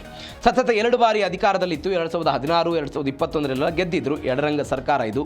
ಕಾಂಗ್ರೆಸ್ ನೇತೃತ್ವದ UDFಗೆ 10 ವರ್ಷಗಳ ಬಳಿಕ ಇದೀಗೆಲ್ಲ ಅಧಿಕಾರ ಸಿಕ್ಕಿದೆ. ಮೇ 18ನೇ ತಾರೀಕಿಗೆ VD ಸತೀಶನ್ ಕೇರಳದ ಮುಖ್ಯಮಂತ್ರಿಯಾಗಿ ಎಲ್ಲ ಆಯ್ಕೆ ಆಗಿದ್ದಾರೆ. ಚೆನ್ನಿತ್ತಲ್, KC ವೇಣುಗೋಪಾಲ್, ಸತೀಶನ್ ನಡುವೆ ದೊಡ್ಡ ಮಟ್ಟದ ಮುಖ್ಯಮಂತ್ರಿ ಸ್ಥಾನಕ್ಕೆಲ್ಲ ಪೈಪೋಟಿ ಇತ್ತು. ಇದೀಗ ಸತೀಶನ್ ಅಲ್ಲಿ ಮುಖ್ಯಮಂತ್ರಿ ಆಗಿರೋದು. 2016ರಲ್ಲಿ LDF 91 ಸ್ಥಾನ ಗಳಿಸಿತ್ತು. 2021ರಲ್ಲಿ 140 ಸ್ಥಾನವನ್ನು ಗಳಿಸಿತ್ತು. ನಾನು ಅವಾಗ ಹೇಳಿದಾಗ 5 ವರ್ಷಕ್ಕೊಮ್ಮೆ ಅಲ್ಲಿ ಅಧಿಕಾರವನ್ನು ಚೇಂಜ್ ಮಾಡ್ತಾ ಇದ್ರು. ಕರ್ನಾಟಕದಲ್ಲಿ ಹೆಂಗೆ ಚೇಂಜ್ ಮಾಡ್ತಾರೆ ಹಾಗೆ ಅಲ್ಲಿ 2016ರಲ್ಲಿ ಗೆದ್ದಿದ್ದಂಥ ಪಾರ್ಟಿಗೆ ಮತ್ತೊಮ್ಮೆ 2021ರಲ್ಲಿ ಅವಕಾಶ ಕೊಟ್ಟಿದ್ರು. ಹೀಗಾಗಿ 2 ಬಾರಿಯಲ್ಲಿ ಮುಖ್ಯಮಂತ್ರಿ ಆಗಿದ್ದರು. ಅವರ ವಿರುದ್ಧ ಭ್ರಷ್ಟಾಚಾರದ ಆರೋಪ, ಅವರ ಮಗಳ ವಿರುದ್ಧ ಕೇಳಿ ಬಂದಂಥ ಆರೋಪಗಳು ಎಲ್ಲವೂ ಕೂಡ ಪಾರ್ಟಿಗೆ ದೊಡ್ಡ ಮಟ್ಟದ ಹೊಡೆತ ಕೊಟ್ಟಿತ್ತು. ಇದೀಗ 2 ದಿನಗಳ ಹಿಂದಷ್ಟೇ ಇವರ ನಿವಾಸದ ಮೇಲೆ ಇಡಿ ದಾಳಿ ಆಗಿದ್ದನ್ನು ನಾವು ನೋಡಿದ್ದೇವೆ. ಒನ್ಸ್ ಅಗೇನ್ ಕರ್ನಾಟಕದ ಮುಖ್ಯಮಂತ್ರಿ ಸಿದ್ದರಾಮಯ್ಯನವರು ರಾಜೀನಾಮೆ ಕೊಟ್ಟಿರುವಂಥ ವಿಚಾರ. ಸಿದ್ದರಾಮಯ್ಯನವರು ಅನೇಕ ಬಜೆಟ್ಗಳನ್ನು ಮಂಡಿಸಿ ಐತಿಹಾಸಿಕ ಸಾಧನೆ ಮಾಡಿ ಯಾವುದೇ ಗೊಂದಲಗಳು ಇಲ್ಲದಂತೆ ಇಡೀ ದೇಶದ ರಾಜಕಾರಣಕ್ಕೆ ಮಾದರಿ ಆಗುವಂತಹ ರೀತಿಯಲ್ಲಿ ಸಿದ್ದರಾಮಯ್ಯನವರು ನಿನ್ನೆ ವಿದಾಯವನ್ನು ಹೇಳಿ ಹೋದರು. 2 ಬಾರಿ ಉಪಮುಖ್ಯಮಂತ್ರಿ JH ಪಟೇಲ್ ಅವರ ಸರ್ಕಾರದಲ್ಲಿ, ಅದಾದ ನಂತರ ಧರ್ಮಸಿಂಗ್ ಅವರ ಸರ್ಕಾರದಲ್ಲಿ ಉಪಮುಖ್ಯಮಂತ್ರಿ, ವಿರೋಧ ಪಕ್ಷದ ನಾಯಕರಾಗಿದ್ದರು. ಇದೀಗ ಅವರು ರಾಜೀನಾಮೆ ಕೊಟ್ಟಿದ್ದಾರೆ. ಅವರ ರಾಜೀನಾಮೆಯಿಂದ ತೆರವಾದಂಥ ಮುಖ್ಯಮಂತ್ರಿ ಸ್ಥಾನಕ್ಕೆ KPCC ಅಧ್ಯಕ್ಷರೂ ಆಗಿರುವಂತಹ ಸಿದ್ದರಾಮಯ್ಯನವರ ಸರ್ಕಾರದಲ್ಲಿ ಉಪಮುಖ್ಯಮಂತ್ರಿ ಆಗಿದ್ದಂಥ DK ಶಿವಕುಮಾರ್ ಅವರಿಗೆ ಪಟ್ಟವನ್ನು ಕಟ್ತಾರೆ ಅಂತ. ಅದಕ್ಕೆ ಈಗ ಬರ್ತಾ ಇರುವಂಥ ವಿಚಾರಗಳ ಪ್ರಕಾರ DK ಶಿವಕುಮಾರ್ ಅವರು ಹೇಳ್ತಾ ಇದ್ದಂತೆ, DK ಶಿವಕುಮಾರ್ ಅವರ ಬೆಂಬಲಿಗರು ಹೇಳ್ತಾ ಇದ್ದಂತೆ 2023ರ ಚುನಾವಣೆಯ ನಂತರವೇ ಇಂಥದ್ದೊಂದು ಒಪ್ಪಂದ ಆಗಿತ್ತು, 2.5 ವರ್ಷ ಅಂತ. ಯಾವುದೇ ಮಾತಿಗೆ ಅಂದರೆ ಕೊಟ್ಟ ಮಾತಿನಂತೆ ಮಾತಿಗೆ ಚ್ಯುತಿ ಬರದಂತೆ ಸಿದ್ದರಾಮಯ್ಯನವರು ನಡೆದುಕೊಂಡಿದ್ದಾರೆ. ಹೀಗಾಗಿ ಅವರ ಯುಗಾಂತ್ಯವೂ ಕೂಡ ಕರ್ನಾಟಕ ರಾಜಕಾರಣದಲ್ಲಾಗಿದೆ. ಸಿದ್ದರಾಮಯ್ಯ ಎನ್ನುವಂಥ ಒಂದು ಅಧ್ಯಾಯ ಮುಕ್ತ ಆಗಿದೆ. DK ಶಿವಕುಮಾರ್ ಆ ಸ್ಥಾನಕ್ಕೆ ಬರ್ಬೋದು ಅಂತ. ಹೀಗಾಗಿ ಏನಾಗುತ್ತೆ ಕಾದು ನೋಡೋಣ. ಇದರೊಂದಿಗೆ ಇವತ್ತಿನ ಜೀ ಕನ್ನಡ ನ್ಯೂಸ್ DNA ಮುಗಿಸ್ತಾ ಇದ್ದೀನಿ. ನೋಡ್ತಾ ಇರಿ ಜೀ ಕನ್ನಡ ನ್ಯೂಸ್, ಸತ್ಯವೇ ಸುದ್ದಿಯ ಜೀವಾಳ.